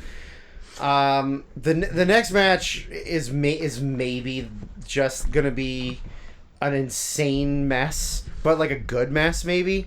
Let me see what it is. Darby Allin and WCW superstar Sting. The man called Sting. Against Shane Strickland and his, AR Fox and his mogul affiliates team member AR Fox Christian. Oh. Now, call me crazy. Yeah. But I believe I looked at the much smaller at the time card 2 days ago? 2 days ago. Yeah. And I'm almost certain it said AR Fox. Yes, it did. Noted gay for pay superstar AR Fox. It was trans, not gay. Was it? There's a difference. Was it? Yeah, it was trans. Well, this changes everything. Yeah, it was an MTF trans, and he only topped, so it's not gay.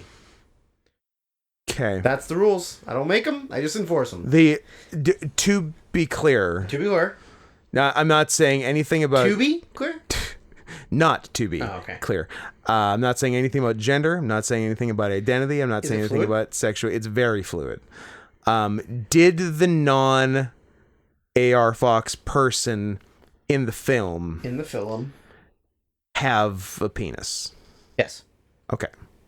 No further But questions. it didn't go in his butt. I'm not asking or saying anything else. I was just curious how many penises were in the film, and it was 2. There were 2 people in the film, and there were 2 penises. Okay.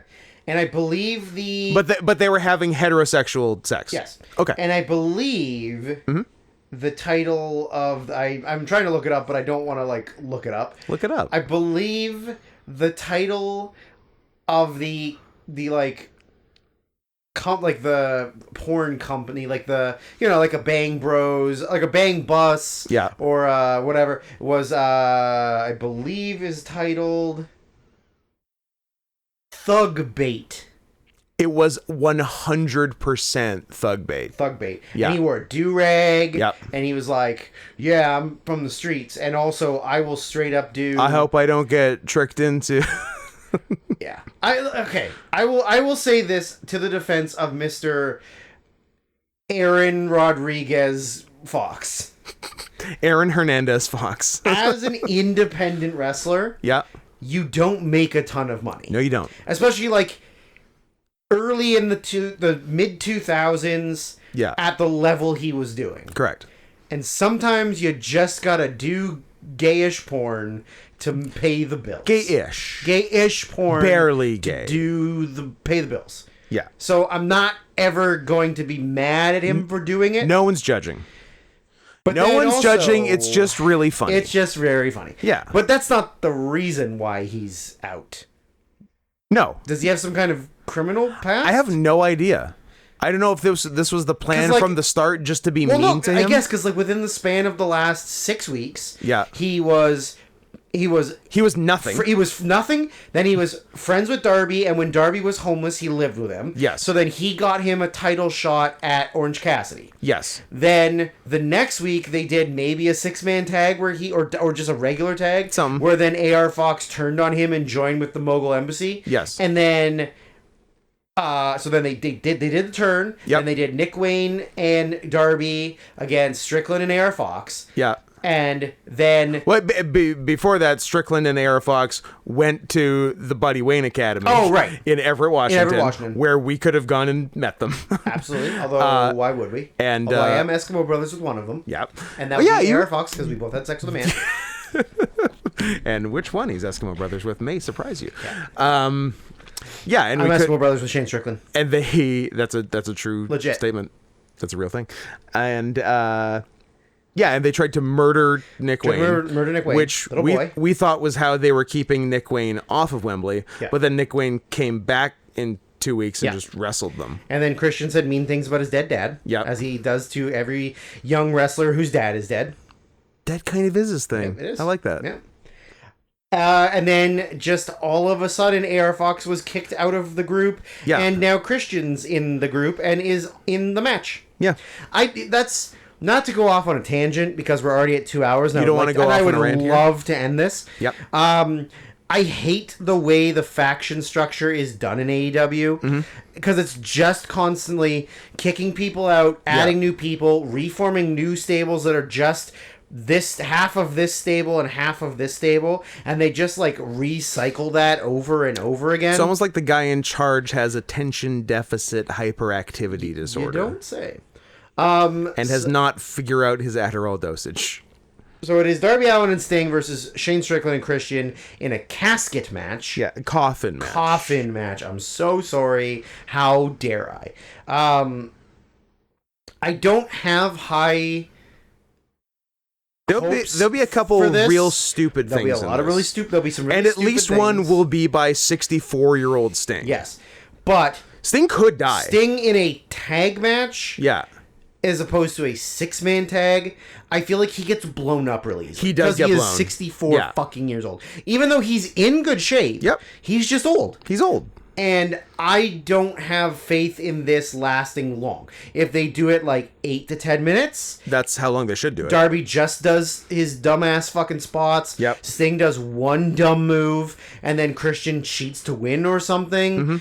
I'm perfectly fine with that. Yeah. If they go 14 and Sting is drowning in his own sweat... Dying. No thank you. Yeah. Sting will do at least one very stupid stunt. Like a dive off the top of a ladder, over the top rope, through a tables, and he hurts himself. Yeah, he could die. I think they'll win because I think they'll want to give Sting the big victory in... that stage. I don't see Christian and Strickland winning. I could see Christian doing dirty tactics to beat Darby. Yeah. I could also see Nick Wayne turning. No, he's a sweet boy. No, I could see it. Because I think it's better to have... You guys shared gum. We did share gum. I gave him gum. He's a very nice kid. He's very nice. He wouldn't turn...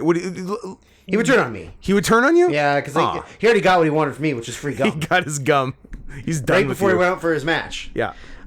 Which I'll never get. I would always be scared of choking on the gum. I've done it before. I'm fine. It's crazy. I would try it once, and I would be the guy who choked on his gum. Just like I was the one straight guy who got monkeypox. That's true. A very real thing that definitely also wasn't fake like other things. My luck. I think the faces win. Yeah. Darby and Sting. I think the faces won. That's my review. Wasn't it wild that Sting almost died doing that thing? Wasn't it wild that Sting died and ruined Bray Wyatt's tribute death festivities by overshadowing him? They're calling Sting the Michael Jackson to Bray Wyatt's Farrah Fawcett. What do you think about that? Very possible. I think that match was 2.5 stars. I will go higher than you this time. Will I go 3? No, Sting's in it. Sting's an old man. 2 3/4. I'll go a rare 1/4 star higher than you. Cool. The next one listed is the Golden Elite of Kenneth Omega, his not so secret lover Kota Ibushi, who is fat and shitty, and Hangman Adam Page. This Ibushi is such a monkey's paw wish. Careful. Ibushi is such a monkey. He is a monkey. Paw wish. God damn it. I really, really hope... Ibushi hasn't wrestled for the better part of 2 years. Yeah. I really hope he comes back and wrestles. Hey, he's back, but he's fat and bad. He's fat and bad. Oh, crap. And he no-sold a bunch of stuff after a death match. He Teddy Hearted after a death match. They're taking on the team of Bullet Club Gold. Yep. Juice Robinson and former IWGP World Champion Jay White and their partner... World Champion for half of 2022. Konosuke Takeshita, but all in caps, and you scream it? No, only all in caps in Japan. Sorry.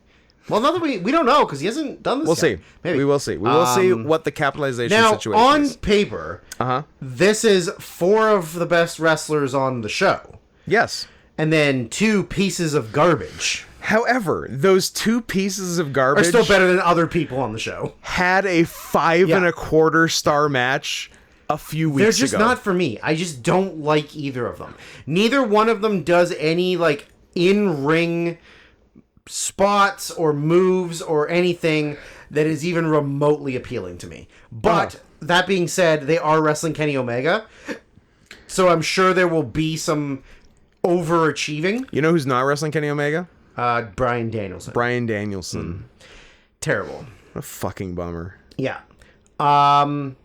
Hey Brian, we've got big show of all time coming up. I hope you don't sustain an injury that takes you out for several months while wrestling the other greatest wrestler in the world, thus also hampering that match from being as good as it could be and keeping you off of the biggest show of all time.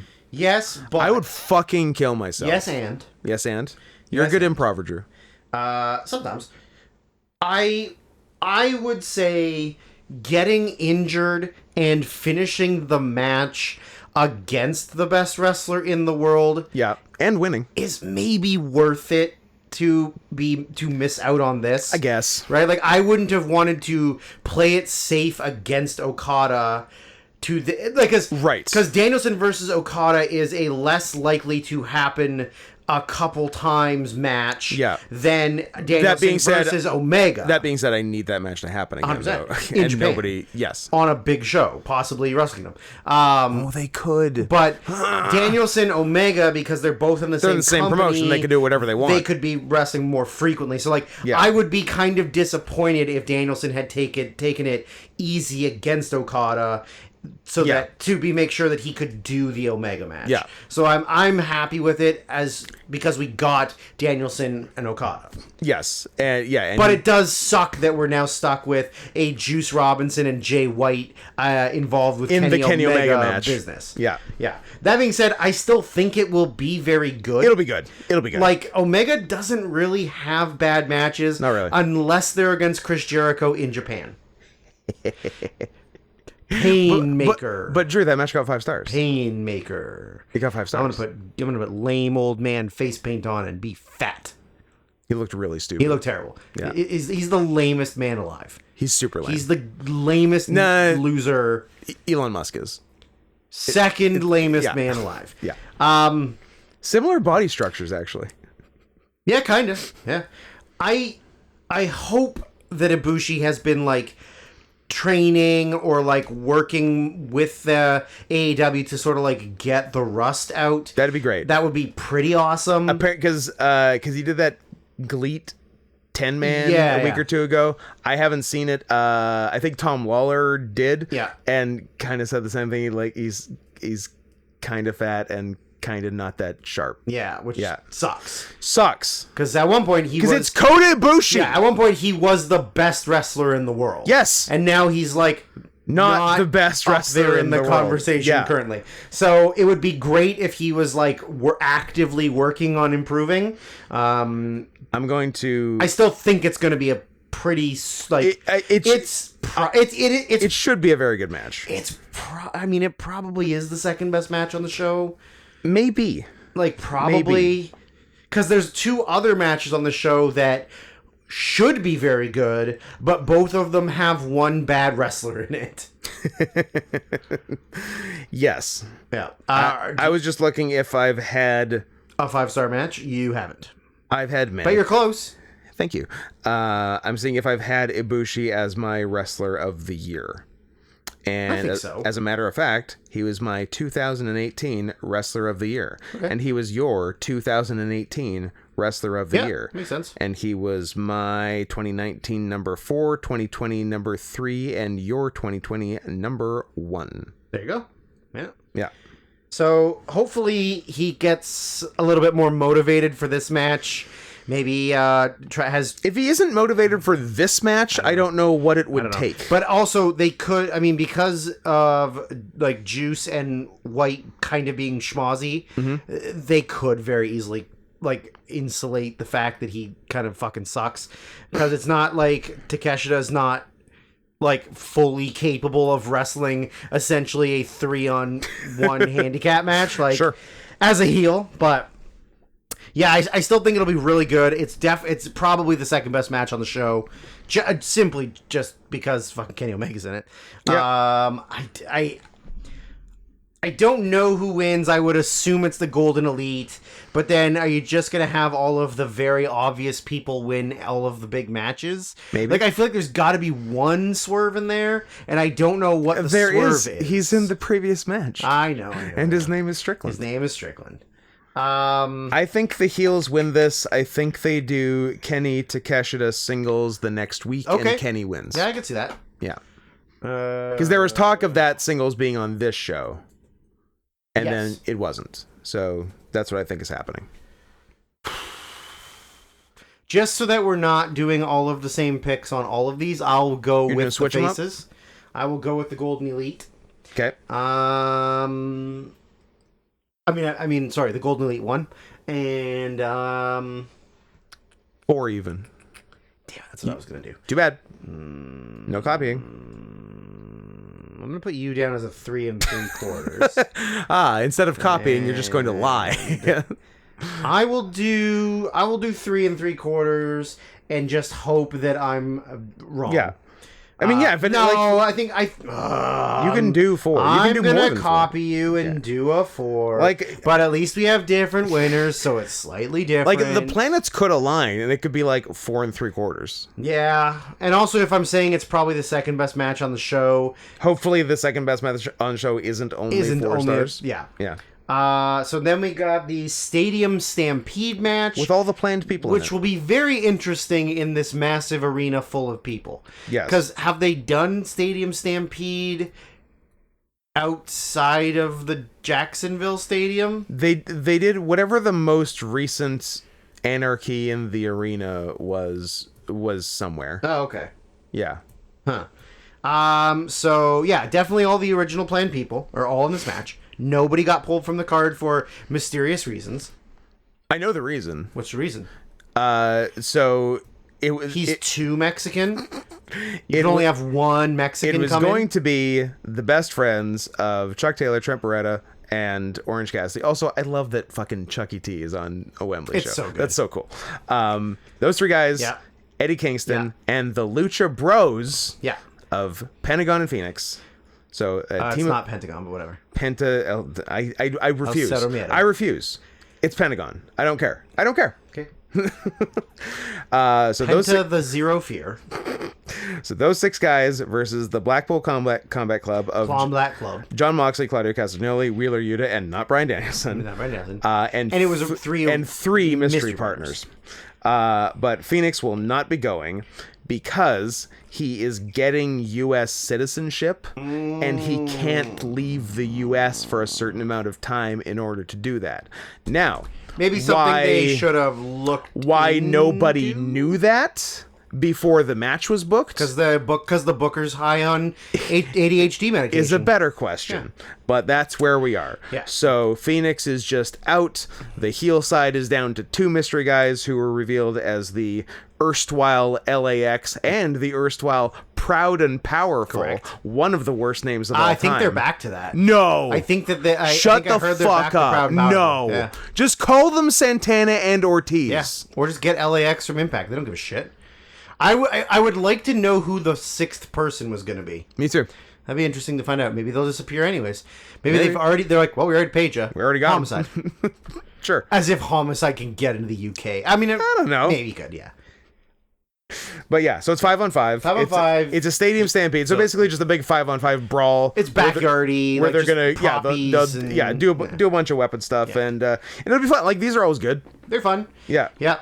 I think there'll be like some pretty interesting spots. I'm sure there'll be like maybe some cameos or something of like, you know, like like something from cameo.com/scoot. No, they're not showing feet. Okay. I think I'm gonna go with Blackpool.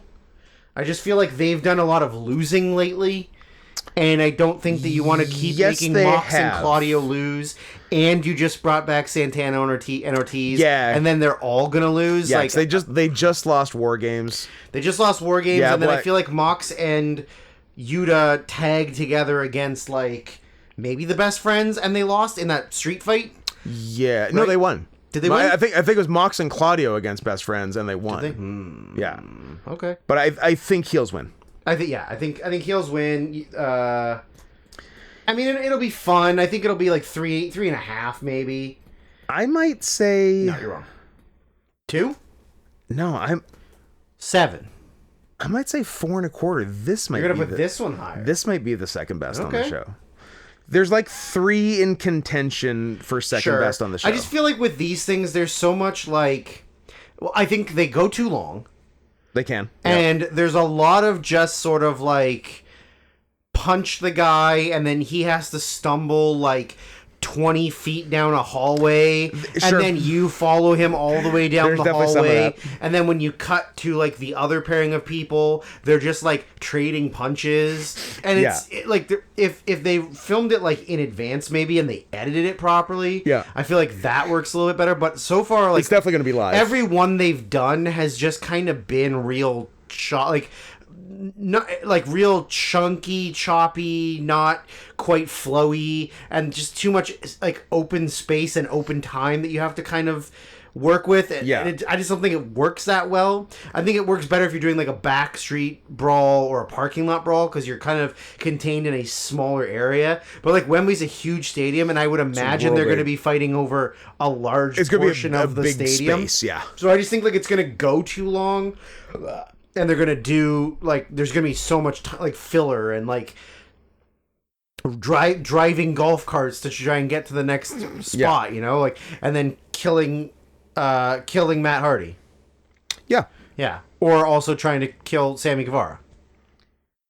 Yes. A lot of people are trying to die in these matches. Yeah. Although I will say that I'm very happy that Santana and Ortiz are in this, and I hope Ortiz gets thrown in a pool again, because that was one of the best parts of that first one. Yes. Was when he couldn't swim, but the pool wasn't deep. Correct. Perfect. Yeah. Perfect booking. Yeah. I hope that happens. I hope no one completely rips their knee out on like a routine spot. God, that'd be nice. Poor fucking Santana. Yeah, that sucked. But at least he's back. Has he been out for a year? He's been out for a year. He's not been back since he did that. That sucks. Yeah. Well, and he got hurt in the first Blood and Guts. It was Blood and Guts, yeah. Yeah. And then he got hurt after that. Oh, he got hurt again? Well, yeah, because that wasn't the knee. Oh, the first Blood and Guts he got hurt in 2021. Remember he landed between the cage and the ring? Oh, yeah. And he like fucked up his like his hip or something. Yeah. And he was out for a while. Yeah. And then he hurt his knee in the second Blood and Guts? Yeah, maybe it was the second Blood and Guts. I think it was War Games, yeah. Yeah, like and on just like a move. On a move. It wasn't even like a big spot. Yeah. He did something and just planted wrong. Yeah. And then he couldn't straighten his leg. For 6 weeks, but then he wrestled again. Then he's okay. Next up, that was some inside baseball. Is in theory a good match, but one of them kind of sucks. I don't know if it's in theory a good match. So this is not one of the three matches I'm considering for second best match of the show, even though it contains my 2022 wrestler of the year and possibly your 2023 wrestler of the year, and on pace for 2023 wrestler of the year. 75-year-old Chris Jericho, or at least that's how he moves. Against Ace Payne, against literally the best wrestler in the entire world, William Ospreay. Yeah. With Don Callis in his corner, stupid. With Donathan Callis. Yeah, I mean, Ospreay. It's a waste of Ospreay in the sense that he could be having a singles match with like Kenny Omega, or like I don't know. You could have just done like him versus Moxley, him versus Claudio, him versus Takeshita. Like, there's so many other. I'm not saying those bookings work, but I'm saying like you could have just done a singles against like one of these amazing wrestlers you have in your company, and instead you're like, I don't know who's like the biggest star we have, but he sucks. Chris Jericho. Yep. Yeah, and are we? I feel like we're owed an Ospreay Moxley, because they did one in like New Japan USA, and it was really, really good, but the finish was blown or something. Yeah, the blue finish. Yeah. Yeah, I mean, it does seem like a waste of Ospreay, but I don't know. It's fine. It is what it is. It's a British guy versus one of the biggest name stars in AEW. Yep, makes sense. I get it, but I would love to see a better Will Ospreay match on a show of this caliber. Yes. I don't know who wins. Does Will Ospreay win? I think Ospreay wins. Yeah. I mean, Jericho's doing a lot of jobs. Yeah. So.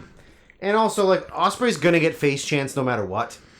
That's true. Like, no matter what, they're both essentially gonna be faces, but Jericho's going to get booed more. Yeah, even though in the story on paper Jericho is a face, he's the face, and Ospreay is the heel. But Ospreay is. There's no way Ospreay's wrestling in front of not getting 80,000 people in the biggest stadium in England, and he's not the biggest baby face. And is Ospreay wrestling Shingo the day before?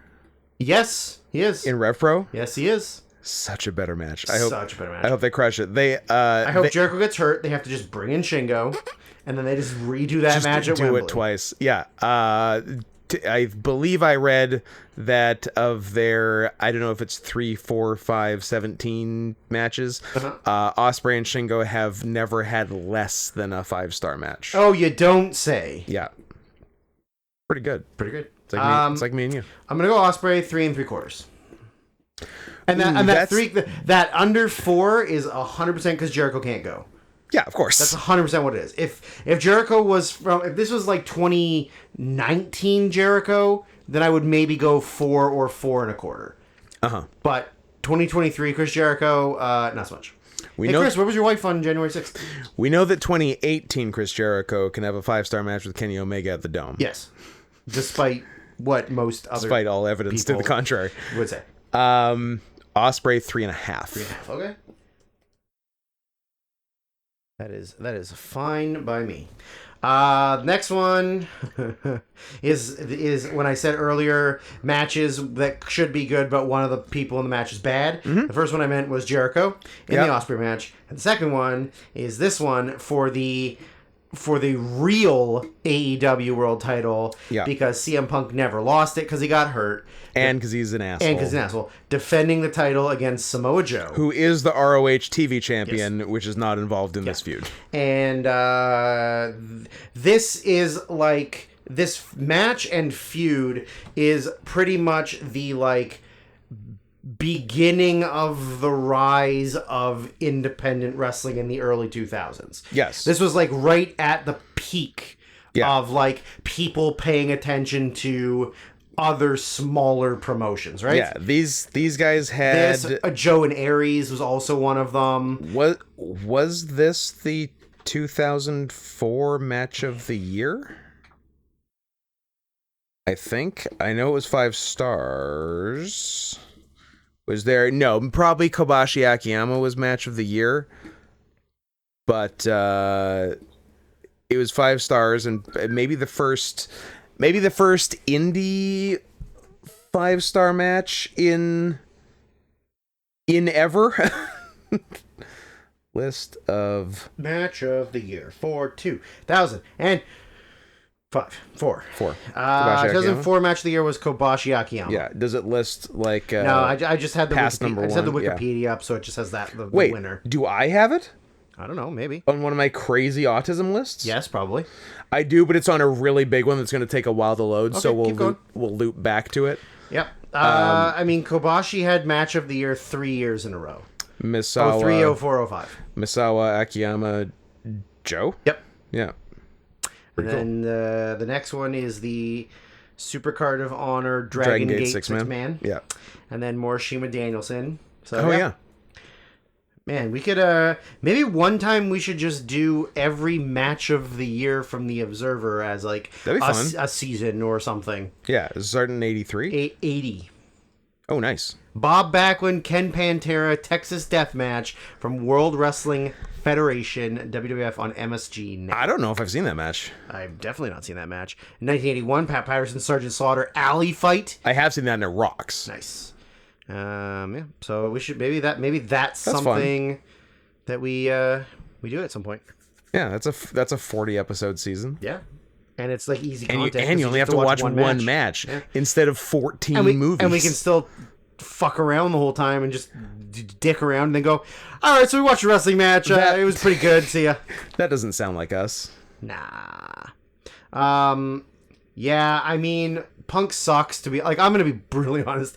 Punk is a fucking terrible wrestler Punk is Ibushi times a million. Times a million. He's got like, energy. He's got no gas tank. And, like, he wasn't coordinated at prime. At the best of times. Yeah. He was just really good at, like, working a match and putting shit together. He's not an athlete. He has a great wrestling mind. No one will ever claim that Phil Brooks is an athlete. No. But he's got a great mind. He's decent technically. Like he's got a good grasp on technical prowess and like putting matches together. But just like coordination and execution is so far his worst suit. Yeah, he sucks. He's the worst. Like he has achieved so much in wrestling in spite of his body. Absolutely. Absolutely. And like, I mean, Joe is legitimately one of my favorite wrestlers of all time. Like he'd be in the top, 15, 20 favorite wrestlers of all time. Like Joe and Danielson were my guys of the 2000s. Yeah. But that being said, Joe's also in his 40s. He might be the fattest he's ever been. He's pretty fat. And he doesn't move quite as well. He's not as bad as other people like that have gotten older and their bodies caught up to them. But he's a little he's step off kind of, and he also just kind of doesn't have as big of a gas tank as he used to. I mean, physically his gas tank is huge, but metaphorically he could put a lot of gas in that tank. But metaphorically he sucks. I have no faith in this match being very good. I really think it's going to be sloppy and they're going to get blown up. And yeah, I just don't really like judging by the go to sleep that Punk gave Joe on Dynamite or on Collision. I think it is in their best interest to not try a go to sleep in this match. Agree. Or you mean maybe tease it, but don't actually follow through with the motions because you can't do it. Because Joe is Joe's over 3. Yeah, and Punk is 50 years old to get it, and so is Joe. Because to get a good go to sleep, you got to pop him off your shoulders, and Punk ain't popping him. And there's no pop. He's just not. He's too heavy. Punk is 44 and Joe is 44. Yeah, imagine being that old. Well, luckily for both of us, we're not going to be alive long enough for that to happen. Joe Punk 2, the 60-minute draw from ROH, October 16th, 2004, was in fact the first ever 5-star indie match. Yep, sounds about right. Now give me like another half hour while the rest of this 400,000 word document loads, and I'll tell you. Autism. I'll tell you where it finishes. Scott's got bad brains, except for they're the best kind of brains. Where it finished in the Observer match of the year. Yeah. It's getting there. Oh, is it right here? Oh, do I have it? Shut up for a minute. God, always talking. It was the number 3 match of the year in the Wrestling Observer. Number 1, Kobashi Akiyama. Number 2, Triple H versus Shawn Michaels versus Redacted at WrestleMania 20. There you go. I accept the roles of your Punjab person. Yeah. Number 4, Kobashi Takayama. Okay. Nice. Man, I don't know who wins. I don't care who wins. This match is gonna suck. Here's the thing about who's winning. It's CM Punk? Well, it would be CM Punk and Samoa Joe wrestled in the semifinals of the Owen Hart tournament. Correct.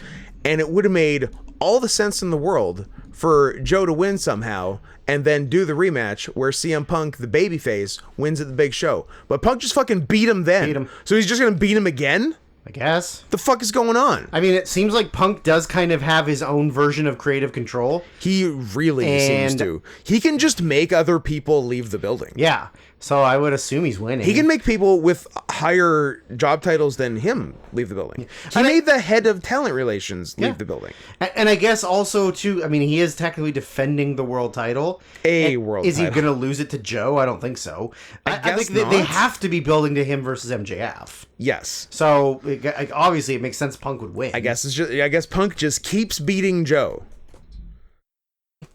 Now, although I guess Punk never beat Joe in the initial feud.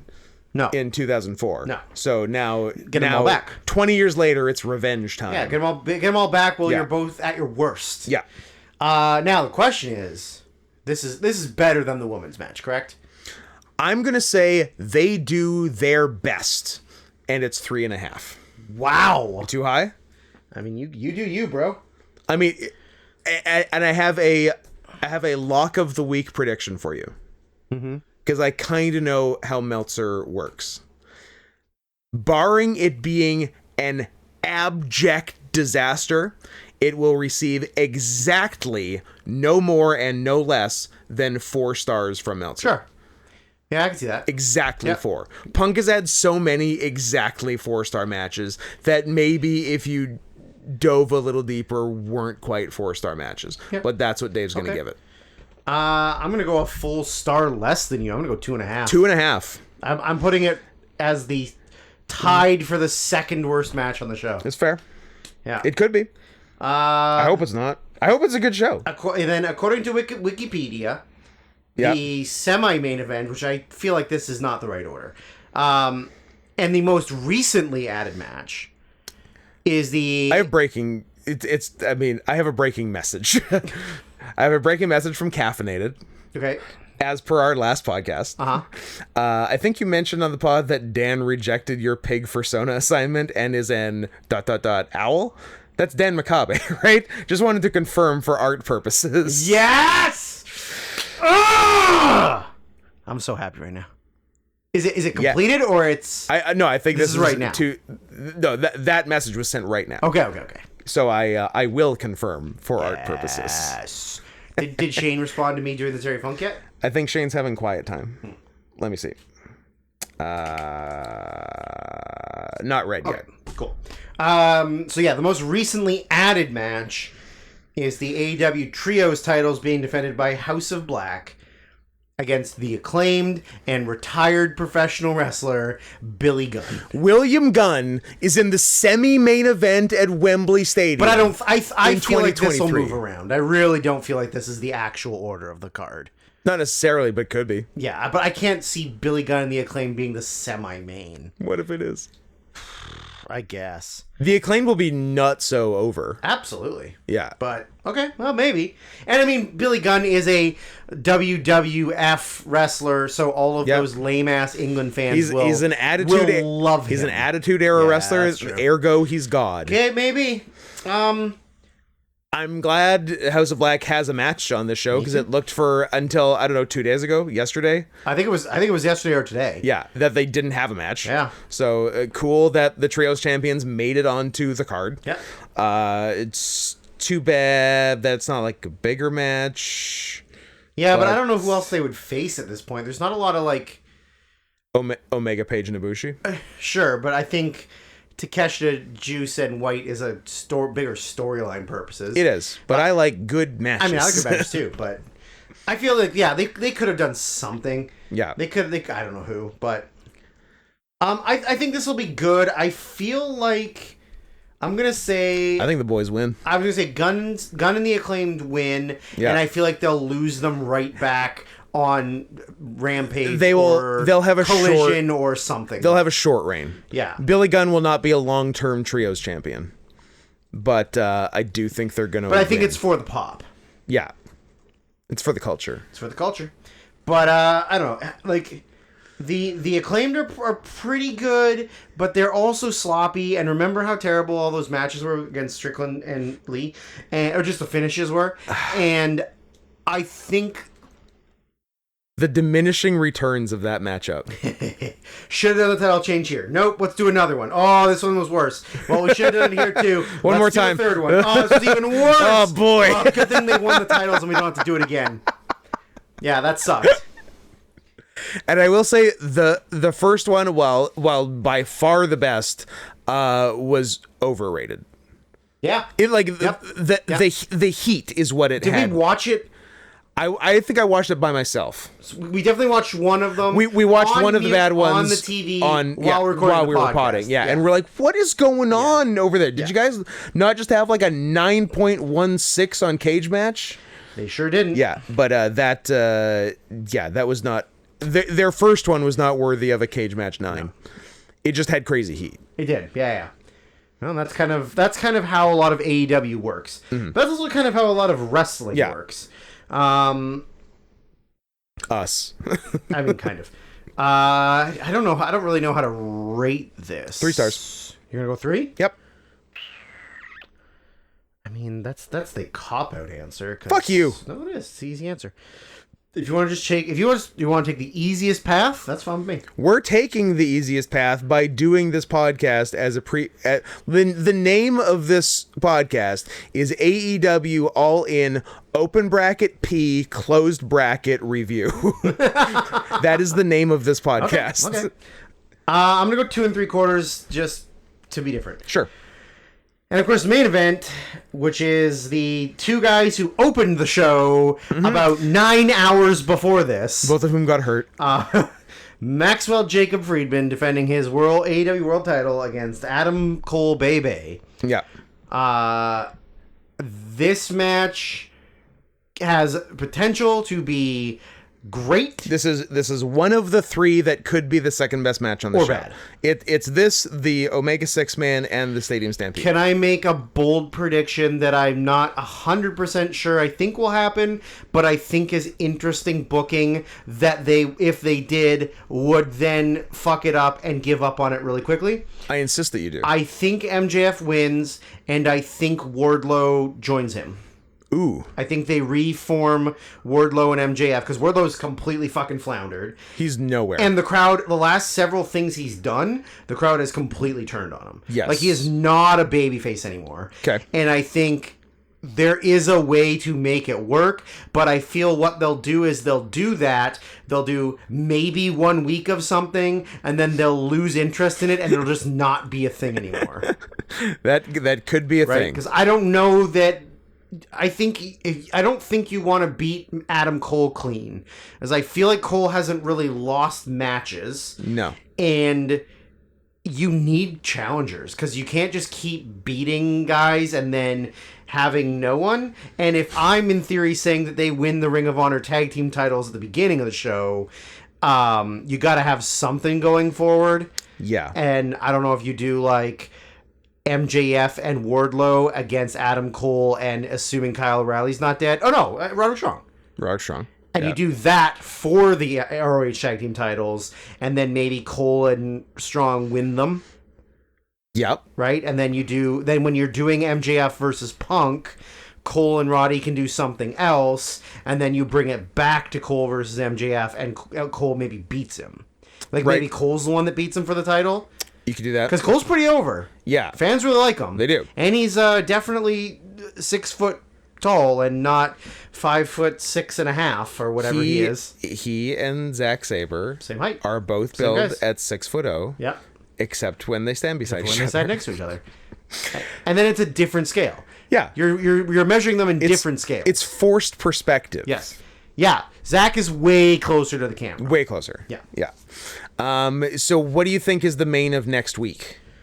I think they do. Do they do MJF Punk next week? I think they do MJF Punk next week. Okay. Yeah. I think they do it, and like MJF wins, Punk can just fuck off.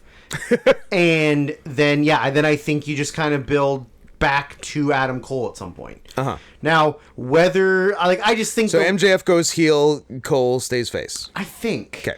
Because Cole's such a he's a more likable face, and the only reason that MJF is a likable face right now is by association with Cole. Is associated with Cole, and because he's just being a silly goose. Yes. But I don't think MJF by himself as world champion, after being kind of turned on by Cole, can still be a silly goose.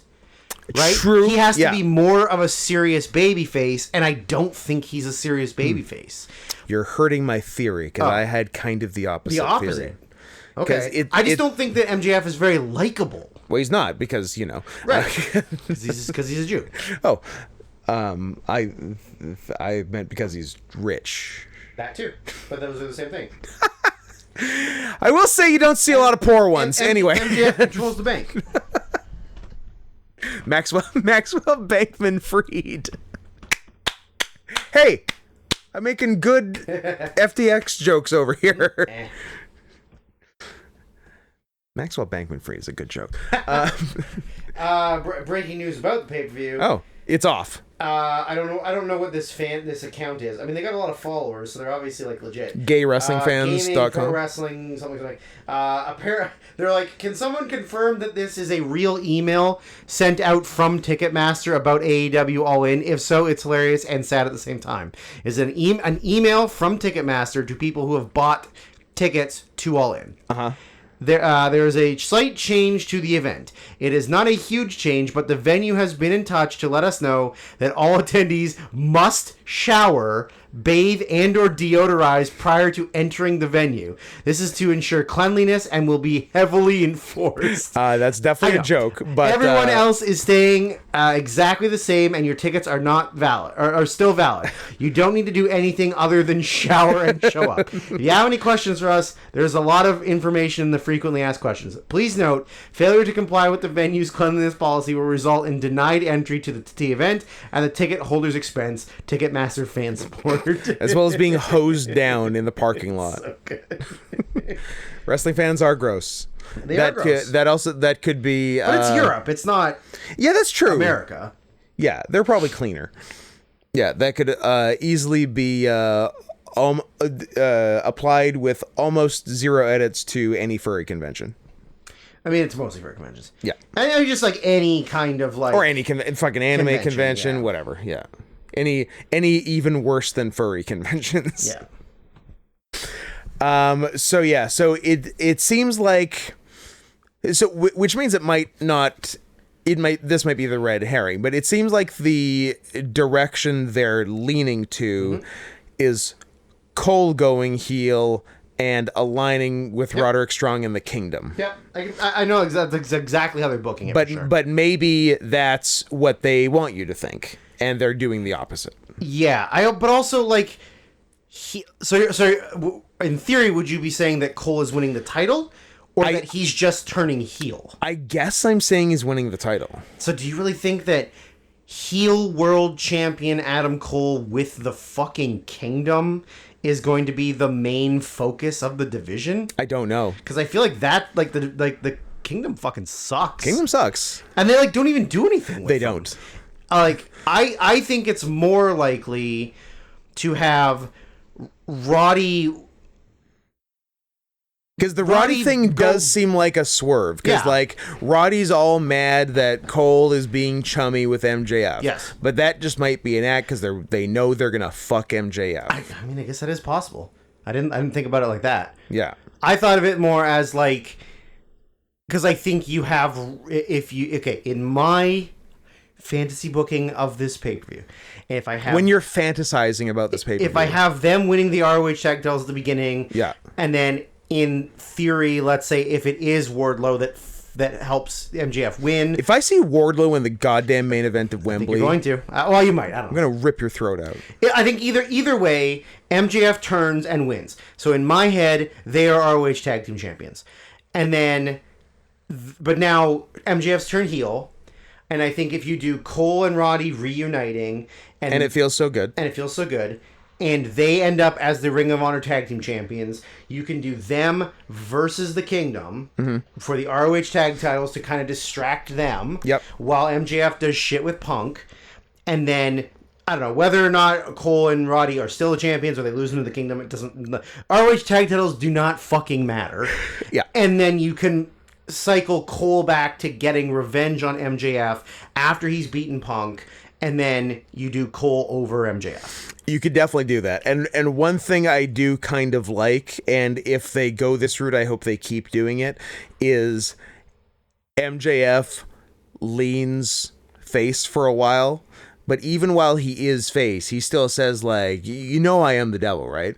And then he just turns back heel, going, "I fucking told you." Because last time he did it with when he won the title from Moxley, right? Yeah. Because he was doing kind of a fake face run leading up to that, and he's like, "I fucking told you." And now if he just did the same thing again here, I do like that. That'd be cool. And then if he did it a third time next year, I do like that a lot. That I would love. That's pretty good. So that I'm down for. But for the sake of being different in the main event, I will stick with Cole as the winner. Okay. With my heel turn with Roddy and the Kingdom, and maybe O'Reilly too. If Kyle can even walk or use his brain. If Kyle isn't in a wheelchair. Yeah. Former VCW superstar Kyle Greenwood. Yeah. Doxed. Got him. What we love you, Kyle. What rating did you give it? 4 even. I'm okay. What is my second highest match of the card? It is Golden Elite versus Takeshita, Juice, and what? 4 1/4. Well, I did say I thought that was the second best. You said 4 even, right? Yeah. Yeah. Do I think this could be better? Yes. Do I think it could. will be better? It's hard to say. Yeah, I mean, I think it is the most intriguing match on the show. Yeah. Because of the storyline implications and where it could go. Yeah, it's interesting, but I wish... But also, I think MJF sucks. I was going to say, I wish there was... Oh my god! Ladies and gentlemen, you've just heard the death of Scott Henson. Oh my god. He broke his entire microphone. It smashed him in the face. He is not breathing currently. The stand straight up fell off the table. How'd that even happen? I don't know. We're close enough to the end that I'm just going to hold it super awkwardly. Or I'm going to keep talking forever and you have to keep holding it. Here are all the numbers I can say. 1, 2, I was really 4. Fuck! Damn. What was I... Oh, yeah. I just wish it was two better wrestlers in the world title match. Adam Cole's still really good. Cole's really good. MJF had a 5 3/4 star singles match this year. He's capable. I think I just want an on paper Kenny Omega Danielson main event for the world title. Omega Danielson, Omega Okada. How about that? Yeah. Moxley someone. How about more New Japan guys on this show? Someone. How about a New Japan guy on this show? No, shut up. Yeah. Oh, no, I guess he's not aligned anymore. Never mind. Yeah. Where's Shibata? Put Shibata on this card. Put Shibata on every card. Yeah, like this will be good, but like you have the Shingo, talent. He's in town. Shingo's absolutely in town. You have the talent to have a 5-star world title match on Wembley on your biggest show. I mean, but you're not. Yes, I agree with you 100%, and I would rather it be that as well. Yeah, I do respect him committing to like story guys in the company as opposed to just like doing a super outside show. Yes, I respect that, but yes, I would much rather this be an Okada. Yeah, this or even if Ospreay was in the world title match. Yeah, this really is more of like an AEW show than a super show, which is kind of good. It's nice. That's what you want to do, right? You want to build it makes sense brand for and your company. Yeah. I'm gonna go MJF. I'm gonna go. What do I got? Do I have Jericho Ospreay's 3 3/4, and I think that's too high. I'm gonna go 4. I'm gonna go 4. I'm gonna copy you, but I got a different winner. Are you making an emergency edit to Jericho Ospreay, or are you keeping 3 3/4? 3 3/4. I'm gonna go 4, but I have a different winner, so it's not cheating. It's not copying. Correct. And so hopefully you enjoyed that. But if you hate wrestling talk, then well, it sucks to be you. And let's do this under 3 hours. And let's do the other one as short as humanly in much possible. Much less than 3 hours. My favorite people are the people who don't like wrestling but like it when we talk about wrestling. You guys are weird. Which is including but not limited to executive producer Tommy. So thanks for that, and your check's in the mail.